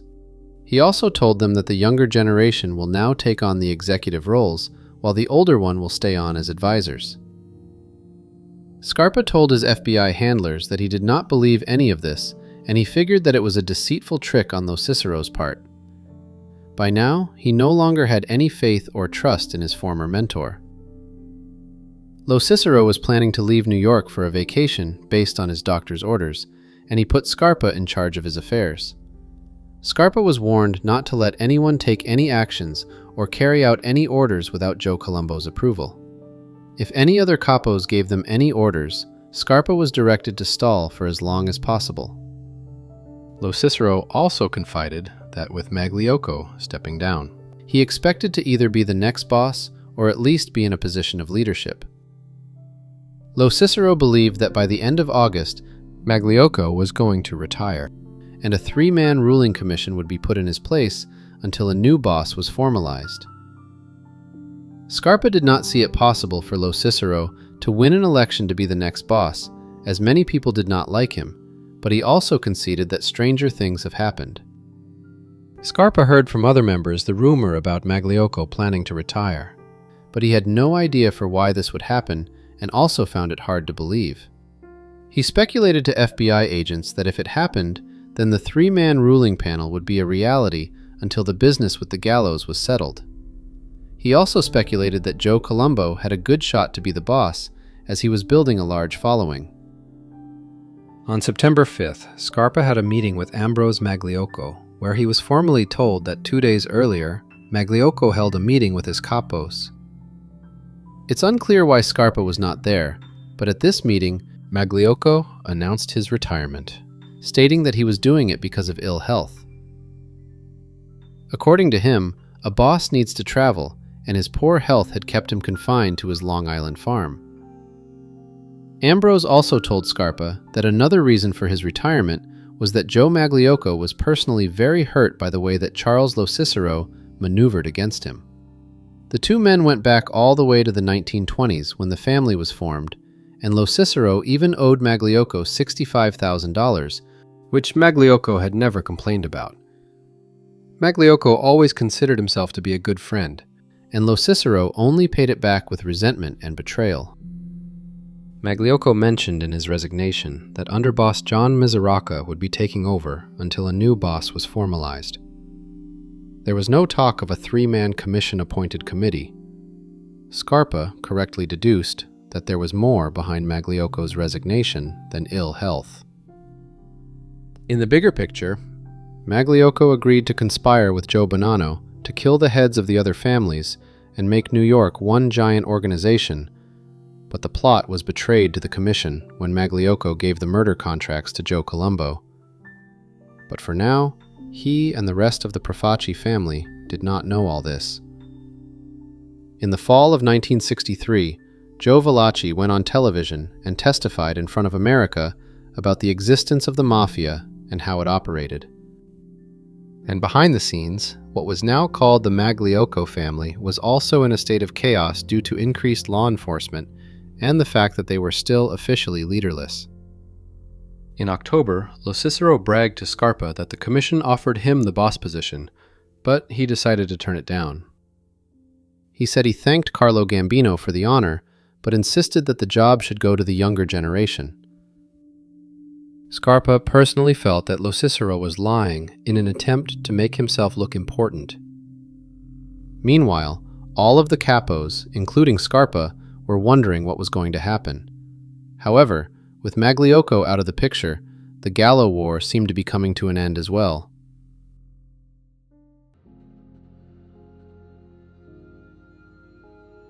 In December, Ambrose Magliocco informed Scarpa that peace had finally been reached with the gallows. He also said that at the moment, a new boss had not yet been decided. Scarpa then told Ambrose about a problem he was having with a numbers runner, and Ambrose advised that they would need to take it to Joe Colombo for a sit-down. After this sit-down, it appeared to Scarpa that Colombo was running the family in all but formal title.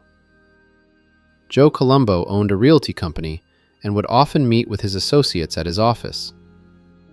One day, Scarpa told Lo Cicero he was going there later, and Lo Cicero asked him if Colombo told him not to come due to law enforcement pressure. Scarpa said that no request was made, and then asked if Colombo told Lo Cicero to stay away. Lo Cicero responded that that was the case. On December 28, 1963, Joe Magliocco passed away from a heart attack. When Scarpa met with Ambrose in January, Ambrose was very bitter and dejected about how his brother had been treated. Meanwhile, Lo Cicero's health also seemed to be declining, physically and mentally. Scarpa said that he would now often just speak in generalities and that he constantly would justify himself in maneuvering behind Magliocco's back. In March of 1964, Scarpa was summoned to another sit-down regarding a complaint from another family member about his numbers racket. During this meeting, Scarpa inquired if Lo Cicero had made a proposal about merging the rackets. Colombo answered that he did, and he also advised Scarpa to not listen to anything Lo Cicero had to say anymore.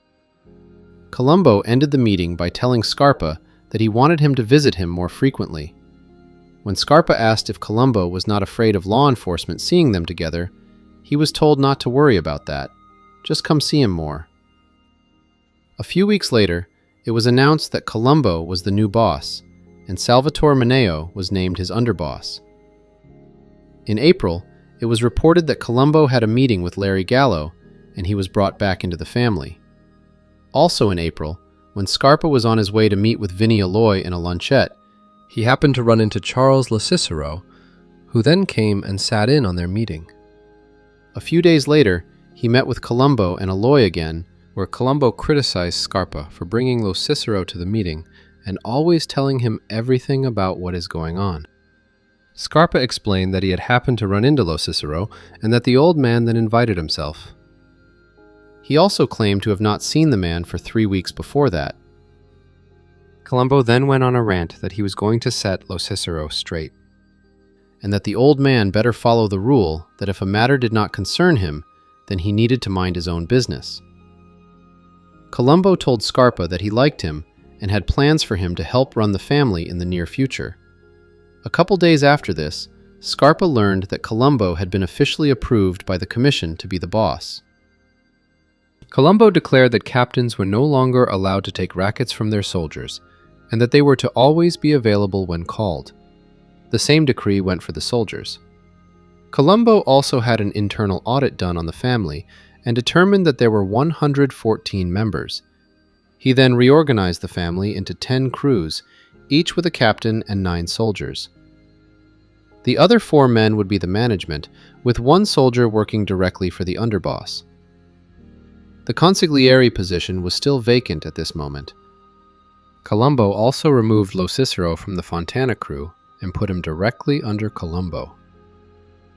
He knew that the old man was a troublemaker, so Colombo wanted to keep a close eye on him while also isolating him from the rest of the family.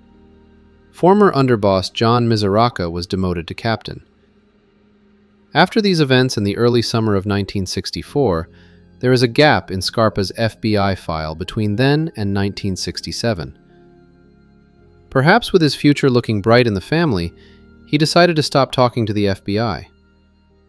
In those 3 years, many of the old-timer capos had been replaced with younger men loyal to Colombo. Charles Lo Cicero's name is also absent from the reports that year, as if the older man was no longer relevant to Scarpa anymore.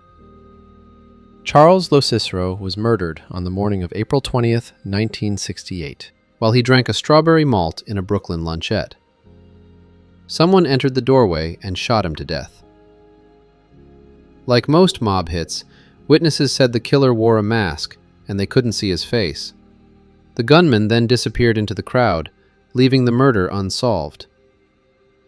Colombo informed Scarpa about the murder and told him to avoid the crime scene, as the police were looking to question all of Lo Cicero's associates. They met again at Lo Cicero's wake, and Colombo offered condolences, but not much else was said. A few days later, Scarpa had a meeting with Colombo, and Colombo brought up Lo Cicero's murder.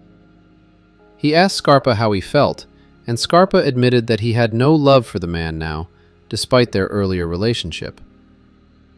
Colombo went on to tell Scarpa that the murder was a family affair. Not the Cosa Nostra Colombo family, but the actual Lo Cicero family, because Charles was responsible for the death of his own grandson. Colombo said he was also surprised that Frank had worked so fast. The year earlier, Lo Cicero's grandson Richard, along with 2 of Richard's brothers and 3 other people, were arrested for stealing $370 worth of retail merchandise. They were indicted by a grand jury on April 3, 1967, and it's believed that Richard ratted out the others. 2 days later, Richard was released, and his dead body was found mutilated that night. Richard's father, Frank, who was Charles's son, had been in prison since 1966 on a parole violation. He was released on April 2, 1968. Within a week, his father Charles was murdered, and Colombo implied that Frank was the shooter. Like his protege, who has been nicknamed the Grim Reaper, Lo Cicero found human life to be cheap. He was constantly scheming for power and control, while also having an inflated ego about himself and his position in the family. He sabotaged one boss who was once a friend, and when his true colors were revealed, he became discarded. Without his mafia family, this toxic man went on to poison his own family until his own son had enough. After his death, Charles Lo Cicero is never mentioned again in the FBI files, and his name has largely been forgotten. In the 1970s, the mob was still at their height, and they had just reopened the book to allow in new members. But law enforcement was still working very hard to bring them down. And in this next story, you're going to hear about a corrupt FBI agent and how he worked with the lower-level members of the Colombo family in order to protect them. On June 17th, Colombo Mafia family associate James Nagy was shot to death and placed in a 55-gallon oil drum. Holes were drilled into it so that it would fill with water and sink. But just a week later, it floated back up to the surface where it was found by a tugboat captain. The police were called and a murder investigation began. What no one knew at the time was that this death of a career criminal would rekindle an investigation into corruption at the FBI. And this new exposure would create an internal conflict between those trying to uphold justice and those trying to sweep this under the rug in order to prevent the agency's reputation from being tarnished. I'm Dan Kowalski, and join me in this episode of Dan's Docs as we investigate the case against Special Agent Joseph Stabile.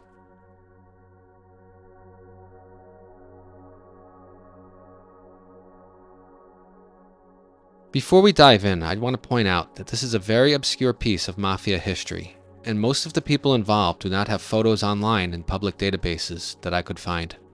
So instead, I'm using a combination of video footage with actors and titles so that you will know who is who in this story's sequence of events.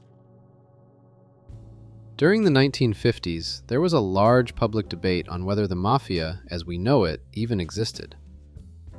There was no question that hoodlums and gangsters like Albert Anastasia lived among us, but the idea that many people refused to entertain was that all of these criminals were working together as part of a national organization. The FBI of that decade, under the leadership of J. Edgar Hoover, was more interested in tracking down communists as they believed people with those political leanings might be spies.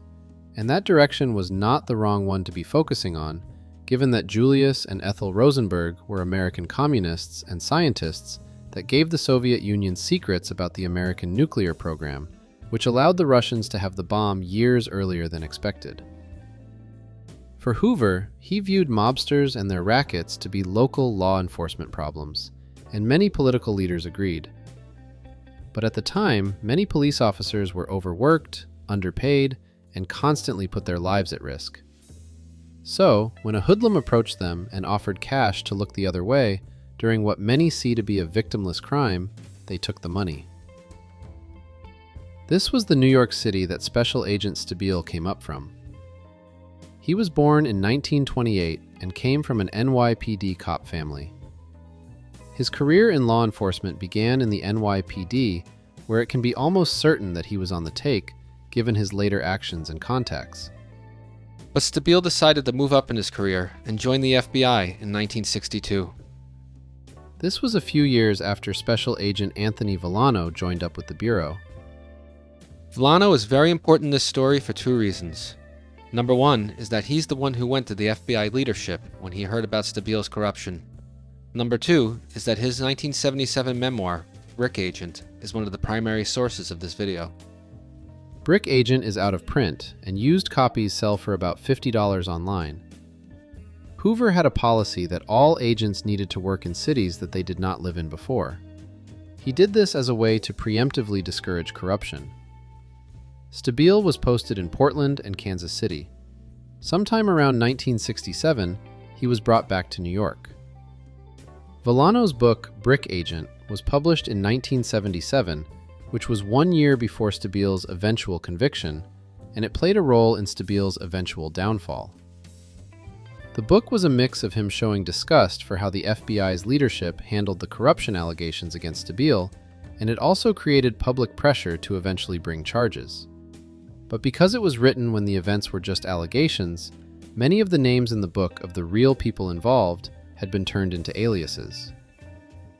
The corrupt Stabile was renamed Tommy Miglio, but Stabile was mentioned by his real name in one story where Villano and Stabile paid a visit to an aging Bonanno mobster named Joseph Asaro, who was most likely the father of the famous Vinny Asaro. If you're in the mob history, which is why you're probably watching this video, then Brick Agent is a fascinating read. The way that Villano describes cultivating informants is way different than anything you see in movies or TV shows. And it's relevant right now to this story because according to him, Stabile was terrible at developing his own informants. Stabile found himself transferred from organized crime to the gambling squad, which was largely reactive when it came to investigations. Most information came from local law enforcement, while investigations that turned up ties to organized crime were given to those units. But it's here, in about 1969, when the original events happen, that trigger the corruption allegations against Stabile. Because names are changed in Brick Agents, here's what I was able to piece together between the book and newspaper accounts at the time. John Caputo was a reputed member of the Lucchese family, and he had been arrested for gambling activities. In order to make his case go away, he paid around $15,000 to a corrupt NYPD detective, with the understanding that a portion would go to an FBI agent that could make the case fall apart behind the scenes. In reality, though, the case was really thin and it wasn't going to trial, with or without the corruption. Basically, this was just really easy money for law enforcement officials that were dirty.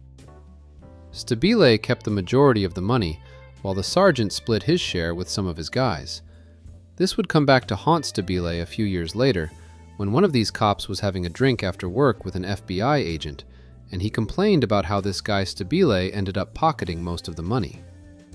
This agent then told Villano the story, and word got out among their FBI agent circle, as they debated what they should do about it. They decided to report what they heard up the chain of command. Stabile was brought in and denied the charges, but those who saw him said he looked spooked. After some noise and some corroboration that Villano found, where informants confirmed to him that Stabile was dirty, the FBI's leadership decided it was best to just sweep it under the rug. All the agents involved at this stage were transferred. Villano succeeded in getting a U.S. attorney interested in investigating the matter, but in the end, all they had was hearsay. It did go to a grand jury, and Stabile testified in his own defense on September 17, 1973. It adjourned without indicting him. Meanwhile, an official internal FBI investigation recommended that any charges against him be dropped, while he also be allowed to remain on active duty. In 1973, Villano was transferred to Philadelphia, and he got into a car crash. The pain was too much for him to continue working, and he retired after 23 years. His biggest disappointment was how the leadership failed to act on this matter, and he would make his feelings publicly known with his book. The years between 1973 and 1977, when Villano wrote his book, were considered uneventful until now. In 2025, buried FBI documents were released under the President John F. Kennedy Assassination Records Collection Act of 1992, which detail how Stabile's corruption was not just limited to John Caputo. You can find these documents on the Mary Farrell Foundation website, and there will be a link in the description. While these documents are not related to the JFK assassination, they paint a fascinating picture of Stabile's corruption from the perspective of the criminals on the street. In 1975, a Cuban immigrant named Guillermo Sowers was interviewed by FBI agents after he came forward with information against Colombo family members Wild Bill Cutolo and George Tropiano. Sowers went by the name Pete and passed himself off as Italian rather than Cuban. He claimed that both men murdered an associate-turned-informant named Jim Nagy on June 17, 1974, and he decided to turn because he was afraid that both men were going to kill him next. Sowers was born in Cuba, but came to Miami as a teen in 1959, just after Castro took the country over. He had gotten into some criminal trouble during the 1960s and joined the Marines. After his time was up, he was honorably discharged and eventually found his way to New York.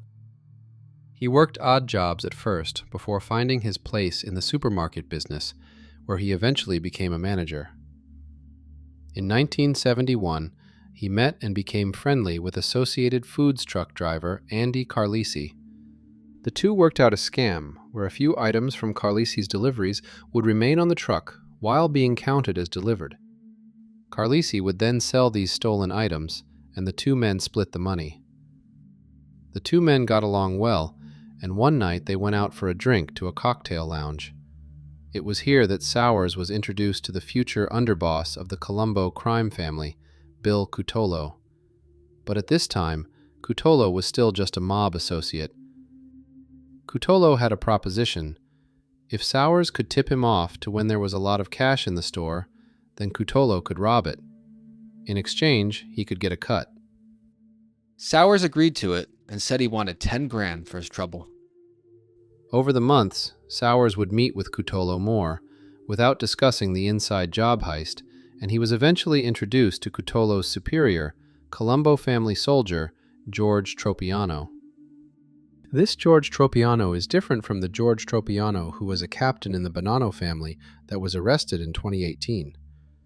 Our George Tropiano was born around 1915, and he appears in the Magliocco family chart during Joe Profaci's testimony, but he didn't have a photo next to his name. I couldn't find any photos of our George Tropiano, so this one is of an actor, while the Bill Cutolo photo is the actual person, taken around the same time as the events in this story. On April 19, 1972, Sowers' store was robbed of over $20,000, with Sowers telling FBI agents later that he was never warned that it was going to happen. While Sowers was not charged as an inside man, his employer found the circumstances to be suspicious, and he was fired. Sowers then went to Cutolo's Hangout, a burger restaurant in Brooklyn he was part owner of called Burger Prince.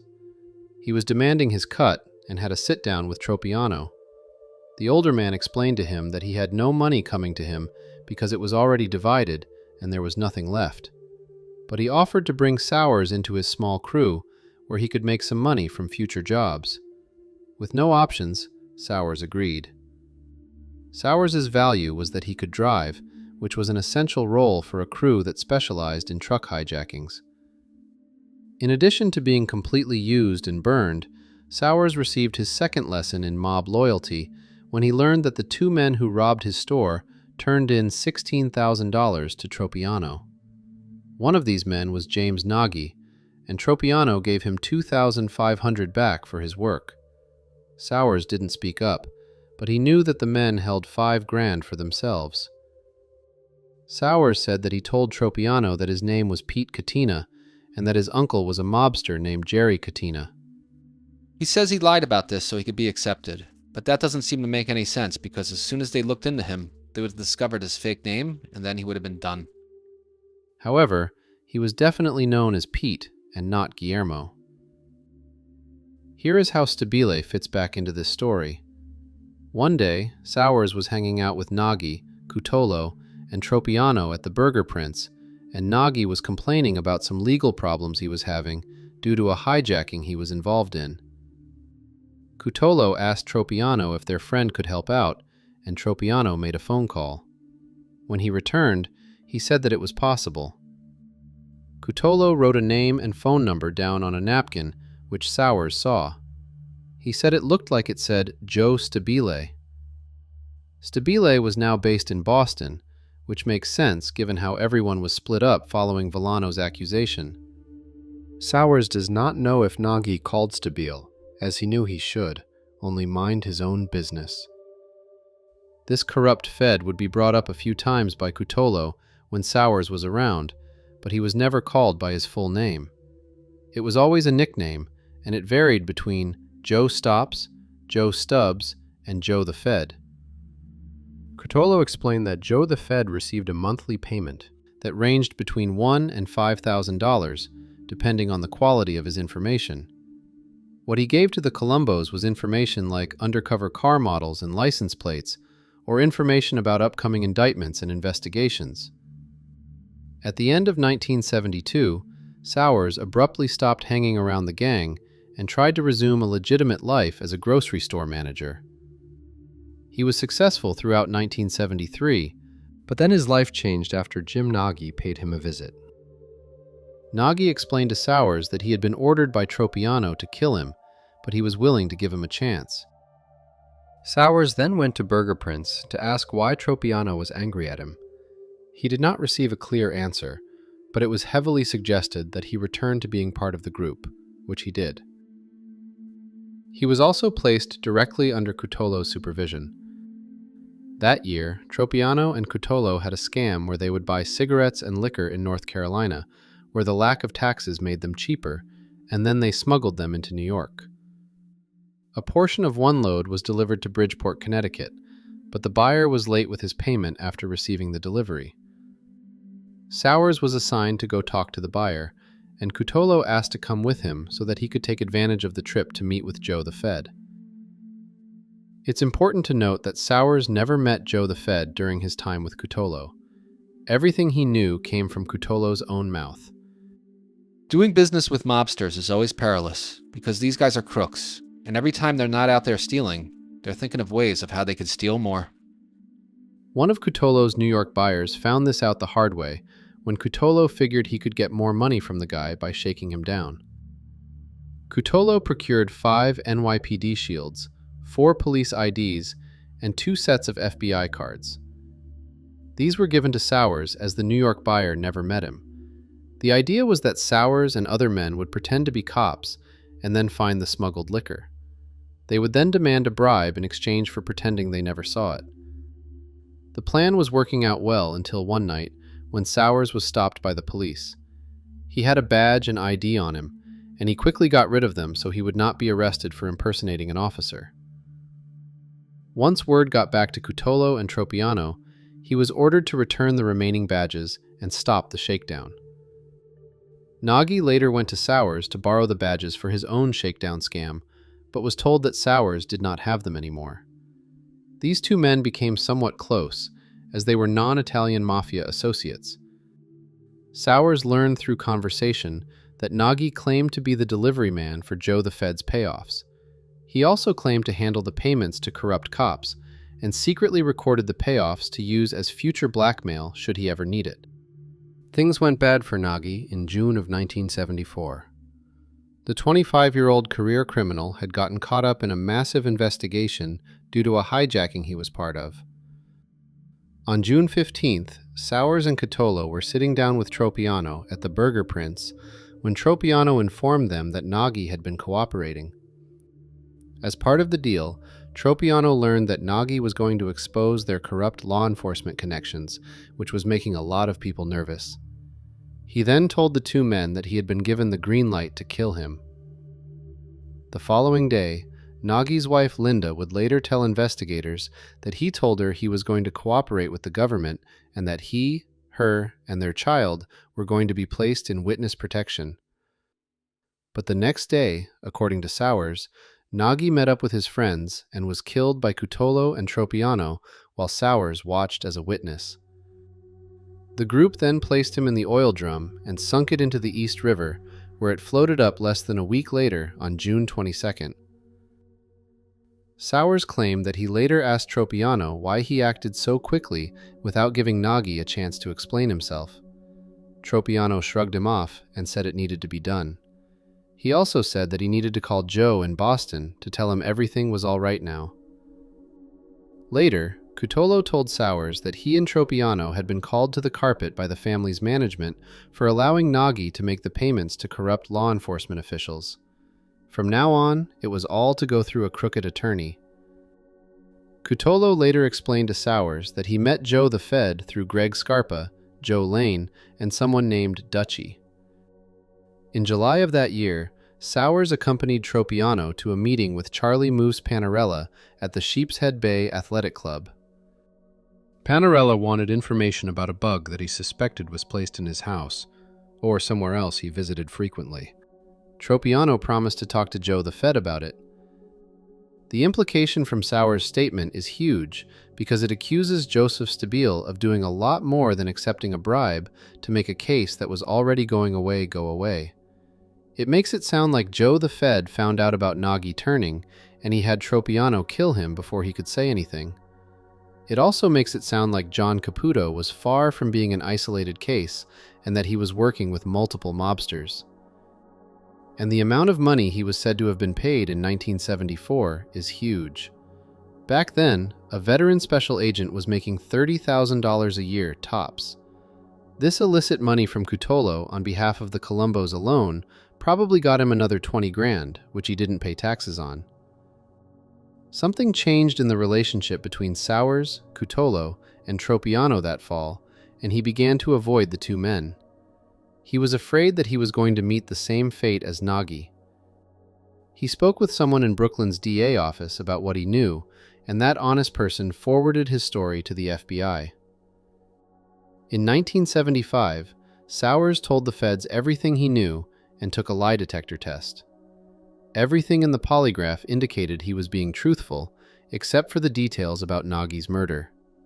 An autopsy report confirmed that the man was killed by 2 guns, but his statement that Tropiano and Cutolo did the deed indicated that he was hiding something. It seems very possible that he could have been a participant instead of a witness. Sowers' statements seem to fit with a lot of the circumstantial evidence and facts surrounding Stabile. It was enough for the FBI to take seriously and thoroughly investigate, as we can see from the now declassified file. And here we also see the problem of why these accusations went nowhere. There was no evidence.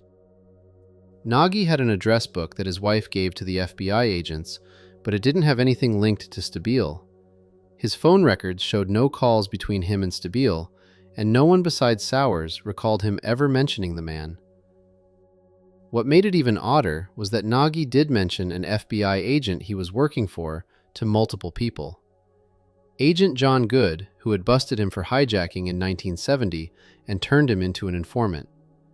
Agent Good claimed to be unaware that Nagy even knew Stabile when questioned, and thought it would be rather odd if he did. Multiple people who knew Nagy were interviewed, more phone records were searched, and in the end, the FBI came up with nothing besides Sowers' word. And Sowers was proven to be a guy with knowledge of the mobsters.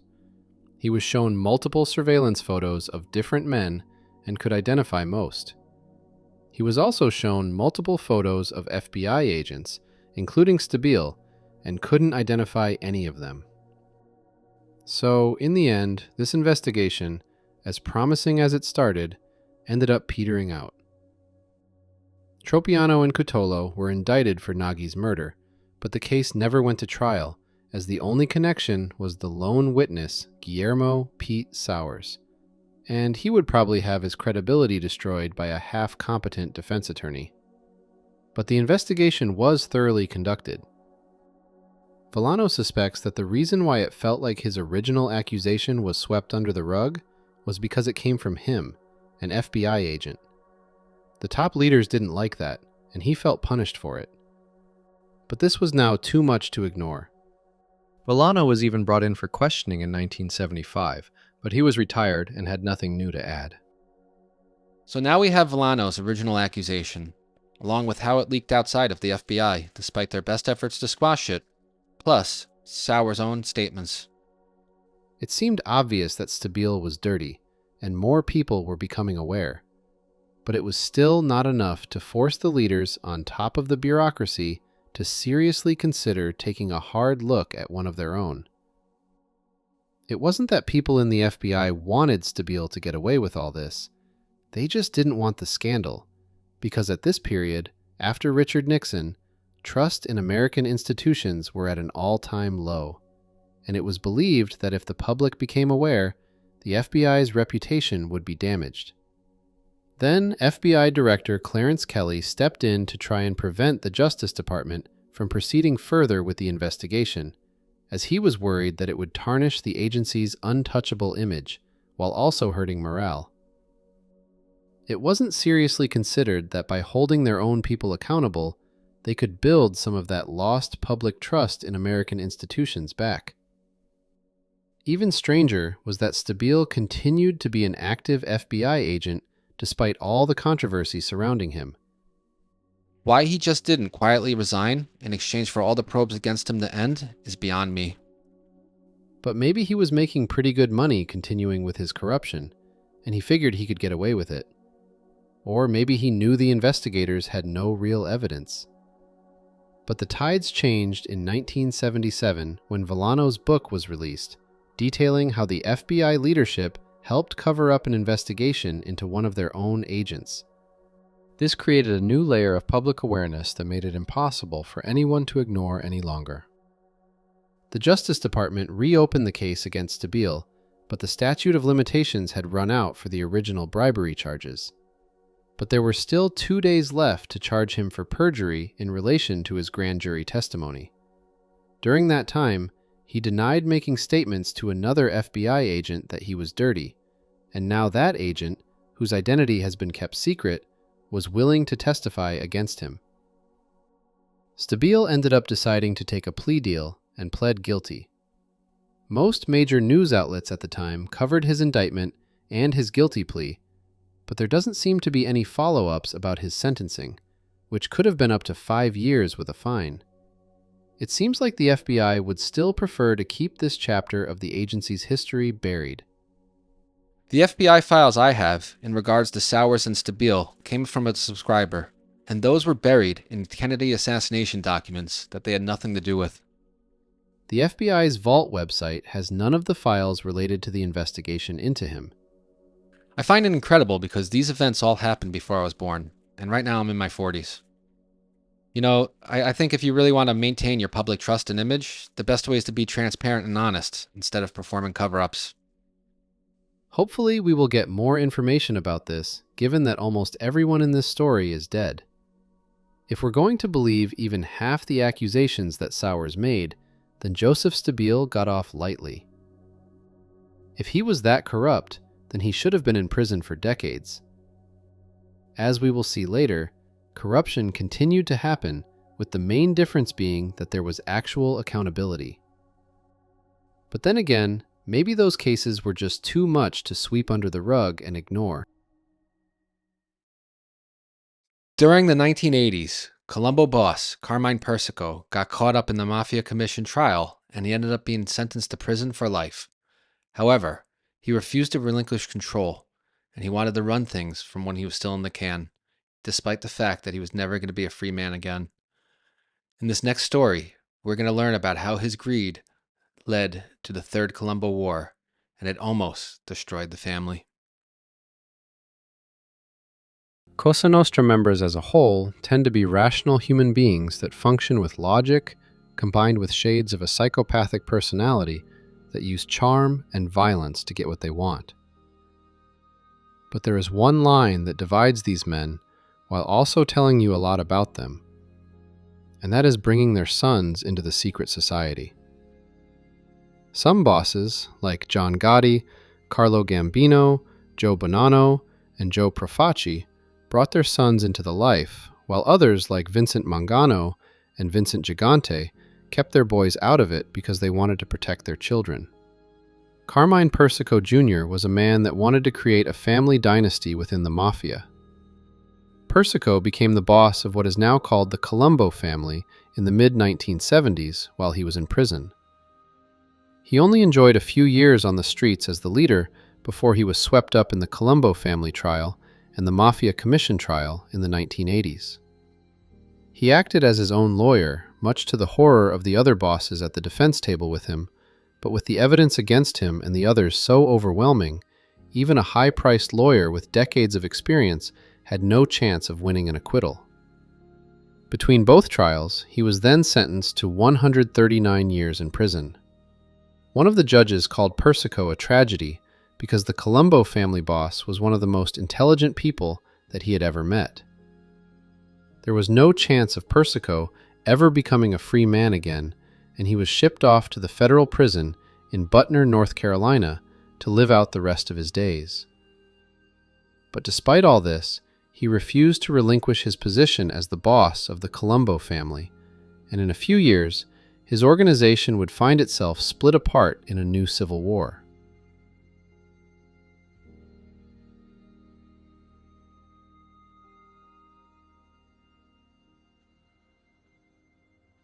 Little Alley Boy Persico is the nickname for Carmine's son, Alphonse. The "little" title is there because the name Alley Boy Persico first belonged to his uncle. Carmine wanted his son to run the family as its acting boss while he was away in prison, but there was one problem for that plan. The son had been caught up with his father in the Colombo family trial and was serving a 12-year sentence that began in 1986. This meant that they needed a street boss they could trust in the meantime. To ensure that family operations would run smoothly, the Persicos decided that they needed someone who was loyal, and they needed to eliminate anyone who might be seen as subversive. The first choice to be the new leader was the original Alley Boy, but those plans fell through when he skipped bail and became a fugitive to avoid a trial in a case that would put him away for life. A 3-man ruling panel was decided as the next best thing, but Carmine soon dissolved it, believing that one man, who was the right man for the job, should be making the decisions instead of a committee.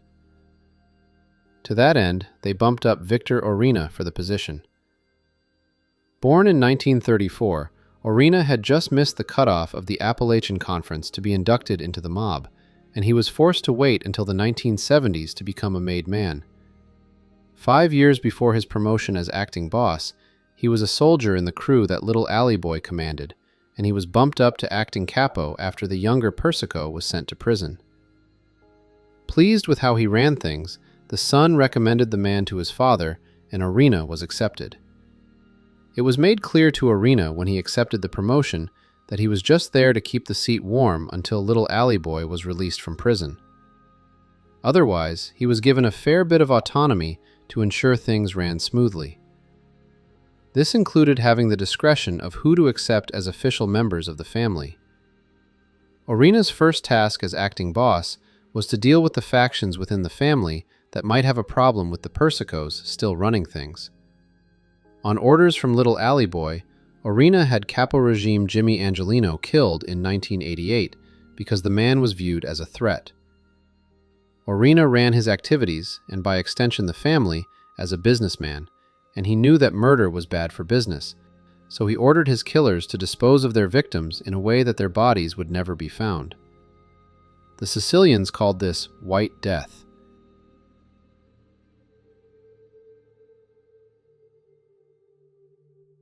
The arrangement of Orena acting as a steward for the Persicos appeared to work well on the surface, but over time, every kick up to the bosses that were in prison, combined with their meddling in his decisions on the street while they were thousands of miles away, started to cause resentment. He believed that not only were they out of touch, but their attempt to lead while being absent was hurting the organization more than it was helping. Orena began to grumble to those he knew he could trust that he should be the boss instead of Little Alley Boy, who he viewed as a product of nepotism. The final straw for Orena came when he heard rumors that Persico was trying to negotiate away the rights to his life story. He believed that a media frenzy would lead to a massive law enforcement crackdown that would hurt the guys not in prison. He had had enough and decided to rebel. Since the Persicos were in prison and well-connected, he knew he couldn't have them killed. His strategy was to implement a peaceful takeover by calling a meeting of the family's capos and holding an election. Orena was a smart man, and he believed that he had the support of the majority before even calling the meeting, thanks to many private conversations. The idea was for this takeover to blindside the Persicos and neuter them before they could fight back. But Orena made one huge blunder that snatched away a guaranteed victory. He informed family consigliere Carmine Sessa of the plan, and while he smiled and nodded, the man was a Persico loyalist. Sessa had been appointed to the position just the year before by Carmine's direct orders. On June 20th, 1991, Orena was driving home that evening when he noticed a car parked in front of his house with 4 men inside. He had a good idea of who they were, and he promptly made a U-turn and sped away. These men were a hit squad assigned by the Persicos, and their job was to kill Orena before he got to his front door. Although no shots ended up being fired that night, this was the start of the Third Colombo War, and it would almost destroy the organization before it concluded. Greg Scarpa was a capo regime in the Colombo family, who was first inducted into the organization around 1951. His nickname was the Grim Reaper, as he was known as an efficient and brutal killer, in addition to knowing how to make huge amounts of cash through mafia activities. Unknown to anyone at the time, he was also an FBI informant since the early 1960s during the Profaci-Gallo War, using his position as a way to get out of legal troubles. While the attempted Orena hit happened in June, most members of the family, including himself, did not know that war had broken out until the following month. Documented in now declassified FBI documents, Scarpa told his handlers that, according to Cosa Nostra rules, there were only 3 ways for Persico to be replaced as the boss. The first was that he would have to die. The second would be for him to step down voluntarily. The last would be for the commission to vote and decide his removal. The first option was unlikely due to his age, and he would not actually pass away from natural causes until 2019. The second was not going to happen, as this was what they were fighting for. And the third option was unlikely, since the commission was wary to have meetings, and they would be reluctant to make this choice, since all the bosses were convicted in the commission trial. No one wanted to start this precedent with law enforcement's relentless prosecution of the mafia. In addition to that, the Genovese family leadership declared their support of Persico, so the Persico faction had the advantage of legitimacy in Cosa Nostra, but Orena had the majority of the family in his camp. Out of about 130 members, roughly 100 were part of the rebellion, while 30 stayed on as loyalists. Even Salvatore Profaci, the son of the family's founder Giuseppe, and also a capo with his own crew, threw his support behind Orena. But in the soldiers' department, quality sometimes counts more than quantity, and the man known as the Grim Reaper declared himself to be in the Persico camp. The Persico faction also had the advantage of a better strategic position. All they needed to do was kill Orena and his top lieutenants. Once the leaders of the rebellion were dead, everyone else would fall in line. Carmine Sessa would keep the seat warm, and little Alley Boy would be out of prison in a couple of years to retake the throne. Meanwhile, the Orena faction's only strategy they could take was to survive another day. Since they had the numbers, Vic Orena believed that he could win through attrition. Destroy Persico's supporters, and then the boss is effectively powerless. And at the same time, maybe they could get lucky and hit him somehow while he was in prison. In October of 1991, a meeting was held between the Orena and Persico factions, with Benny Alloy representing Orena and Teddy Persico representing his imprisoned brother. The meeting was opened by Teddy Persico, asking the opposing faction if they still recognized Carmine Persico as the boss of the family. They said they did, but they acknowledged Vic Orena as speaking for the interests of the Colombo family. Teddy then demanded that all of the money Orena collected as acting boss should be transferred to the Persicos, and that Orena should not be acknowledged anymore as the acting boss. The Orena faction refused this, and the meeting was over without a resolution. Also that month, Scarpa informed the FBI that John Gotti had prohibited his family members from contacting or doing business with the Persico loyalists. The Gambino family was supporting the Orena faction. Other families tried to mediate the conflict, but when peace seemed hopeless, they all fell into a policy of neutrality.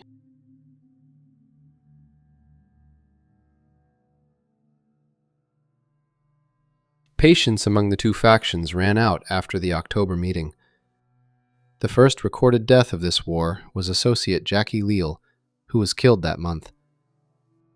Though his murder might be unrelated to the war, and was instead punishment for botching a hit that Vic Orena ordered a couple years earlier on Capo Regime Tommy Osera. Osera was killed because he was pocketing cash that was meant to be kicked up to the boss, and Leal was supposed to make his body disappear. It was discovered, and so it's believed that he was punished for the screw-up with his life. In November, the Orena faction went on the offensive aggressively, trying to eliminate Persico's base of support. Their first target was Greg Scarpa. On November 18th, Scarpa was in Brooklyn, driving home while his daughter and grandson followed behind him. Two cars suddenly cut him off and stopped. Hitmen got out and shot his vehicle as he tried to drive away. He crashed into a few cars and escaped unharmed, while innocent bystanders were injured in the process. Less than a week later, Persico loyalist Hank the Bank Smurra was killed while sitting in his car.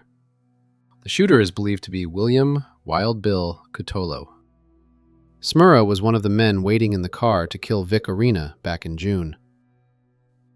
4 days later, on November 28th, Carmine Sessa's nephew Larry was ambushed on the street. He escaped the assassination attempt and was slightly wounded in the process. Just a week later, on December 5th, Persico loyalist Black Sam Natasha was shot and killed at the Belvedere Social Club. His girlfriend was wounded by a stray bullet. Just 3 days after the Belvedere shooting, the Persico faction hit back against the Orenas in what is probably the most famous murder from this war.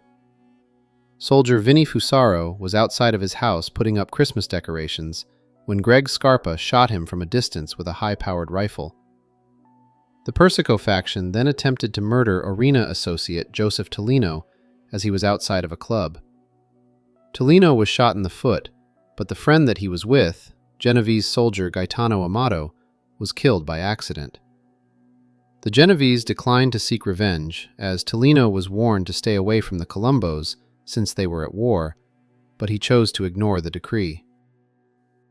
The next day, Orena hitmen thought they spotted Persico loyalist Frank Guerra in a bagel shop, and they decided to shoot first and ask questions later. Unfortunately for everyone, they killed 18-year-old Matteo Sperenza, an employee at the shop, in a case of mistaken identity. This murder had the direct effect of amplifying law enforcement's efforts to destroy the family. Greg Scarpa was Carmine Persico's general in the battles on the streets during the Third Colombo War. The November attempt on his life, while his daughter and grandson were near, enraged the man and turned him into a machine that was obsessed only with revenge. On January 7, 1992, he personally murdered Orena Capo Regime Nick Grancio with a shotgun blast, while also wounding Orena associate Anthony Bianco in the process. 1 month later, Scarpa got into a shootout with Orena soldier Joe Waverly Cacace on the street that ended with Cacace taking a .38 caliber slug to the stomach. He ended up surviving. On March 25th, Orena soldier John Minerva and associate Michael Imbergamo were killed while sitting in a car. 2 days later, Persico loyalists Tommy Gielli and Joe Monteleone were shot. They were seriously wounded, but survived. That spring, a new force entered the Third Colombo War. All of these killings were high profile, and with the tips that the FBI were getting in secret from Scarpa, they knew that they needed to take an active part in ending the fighting before more bystanders were killed. Earlier that year, Orena was charged with murder and racketeering, but the FBI had trouble finding him as he was hiding out for his own safety. After receiving a tip, they found him at his girlfriend's new house on Long Island that was still under construction with a small weapons arsenal. He was arrested on April 4th and would never be a free man again. But this did not end the fighting, as Orena's underboss, Joseph Scopo, took on the cause of the Orena Rebellion. In April, Orena soldier Louis Maspeso was shot and wounded.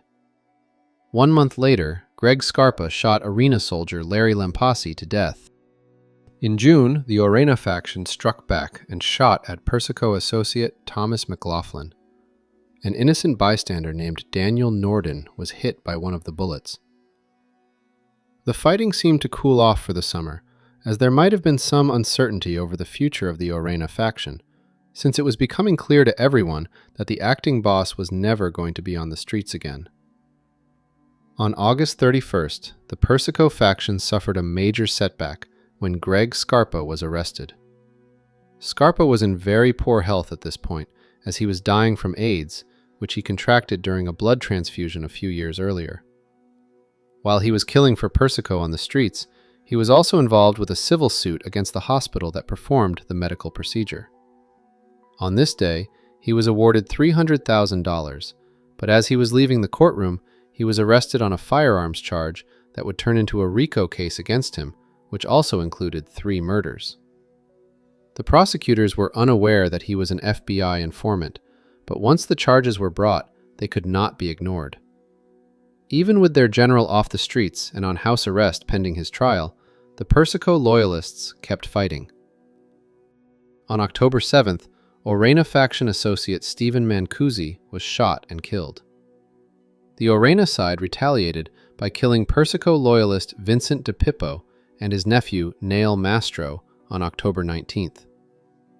In December, Persico soldier Richard Capiano was shot and wounded. After that, Orena sympathizer Bobby Tarantola disappeared. On December 28th, Scarpa was woken up in the middle of the night and learned that his son Joe had been threatened by 2 Lucchese family mobsters, Michael DeRosa and Ronald Moran, over a drug deal that went bad. Scarpa drove with his son to DeRosa's house and shot the man. Moran fired back at them and they ran. Greg Scarpa was hit in the head as he fled, but the bullet missed his brain while destroying one of his eyes. Once authorities learned about what happened, his bail was revoked. In 1993, the war was still officially ongoing, but the law enforcement response was so intense that the fighting between the factions effectively stopped. Federal prosecutor George Stambolidis had been assigned to take down the Colombo family in 1990 before the war broke out. His strategy was to follow the money. His office focused on accountants that were known to be connected to the mob as money launderers. This paid off big when accountant Kenneth Geller gave them information on Orena's loan sharking rackets and Little Alley Boy's illegal business ventures. Geller had been threatened with his own criminal charges in order to talk, but the prosecutors didn't have to lean too hard, as he had plenty of motivation to turn on the mobsters. He had borrowed more than $1 million from them for an investment that went bad. Now he owed them $11,000 every week just for the interest. He agreed to wear a wire with the promise of receiving witness protection.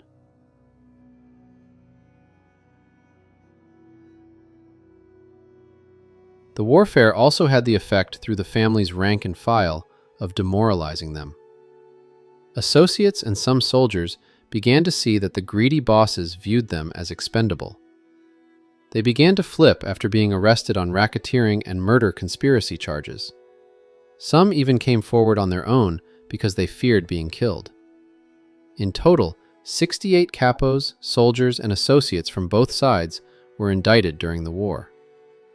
From the Orena camp, this also included his 2 sons, Tom Patrizio, who was involved in the construction rackets and made the family a ton of money, plus Dennis Pappas, who was the architect behind the family's money laundering.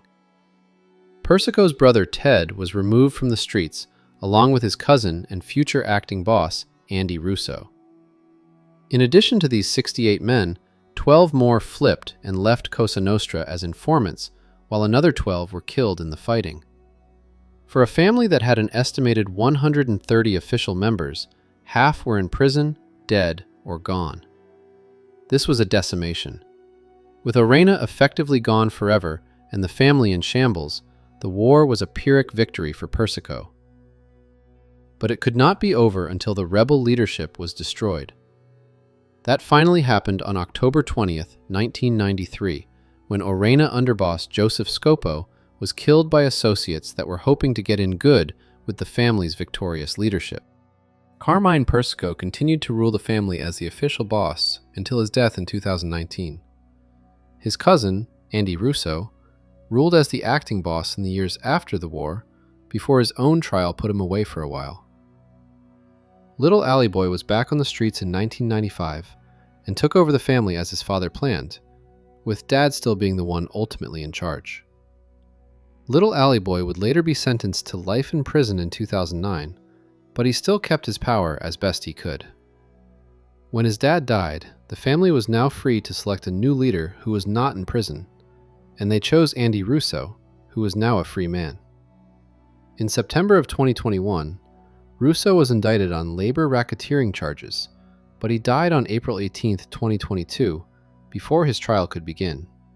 He was 87 years old. Little Alley Boy's cousin, Teddy Jr., is believed to be the Colombo family boss today. Carmine Persico gained the dynasty that he wanted to create, as his family has dominated the Colombo organization's leadership for 50 years. It came at a price, but they slowly were able to replenish the ranks.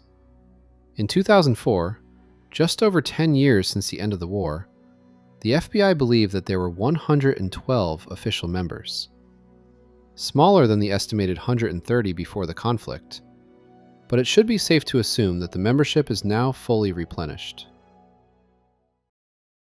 The American Mafia transformed during Prohibition from a bunch of street gangs into highly organized families that generated millions of dollars. They did this through discipline and having a set of rules. But as time went by, those rules became relaxed, and a lot of the bosses and soldiers would break them regularly in order to satisfy their own greed. In the case of the Colombos, you just saw how they were almost destroyed because they lost their way. Thanks for watching, and if you enjoyed this video, please make sure that you subscribe.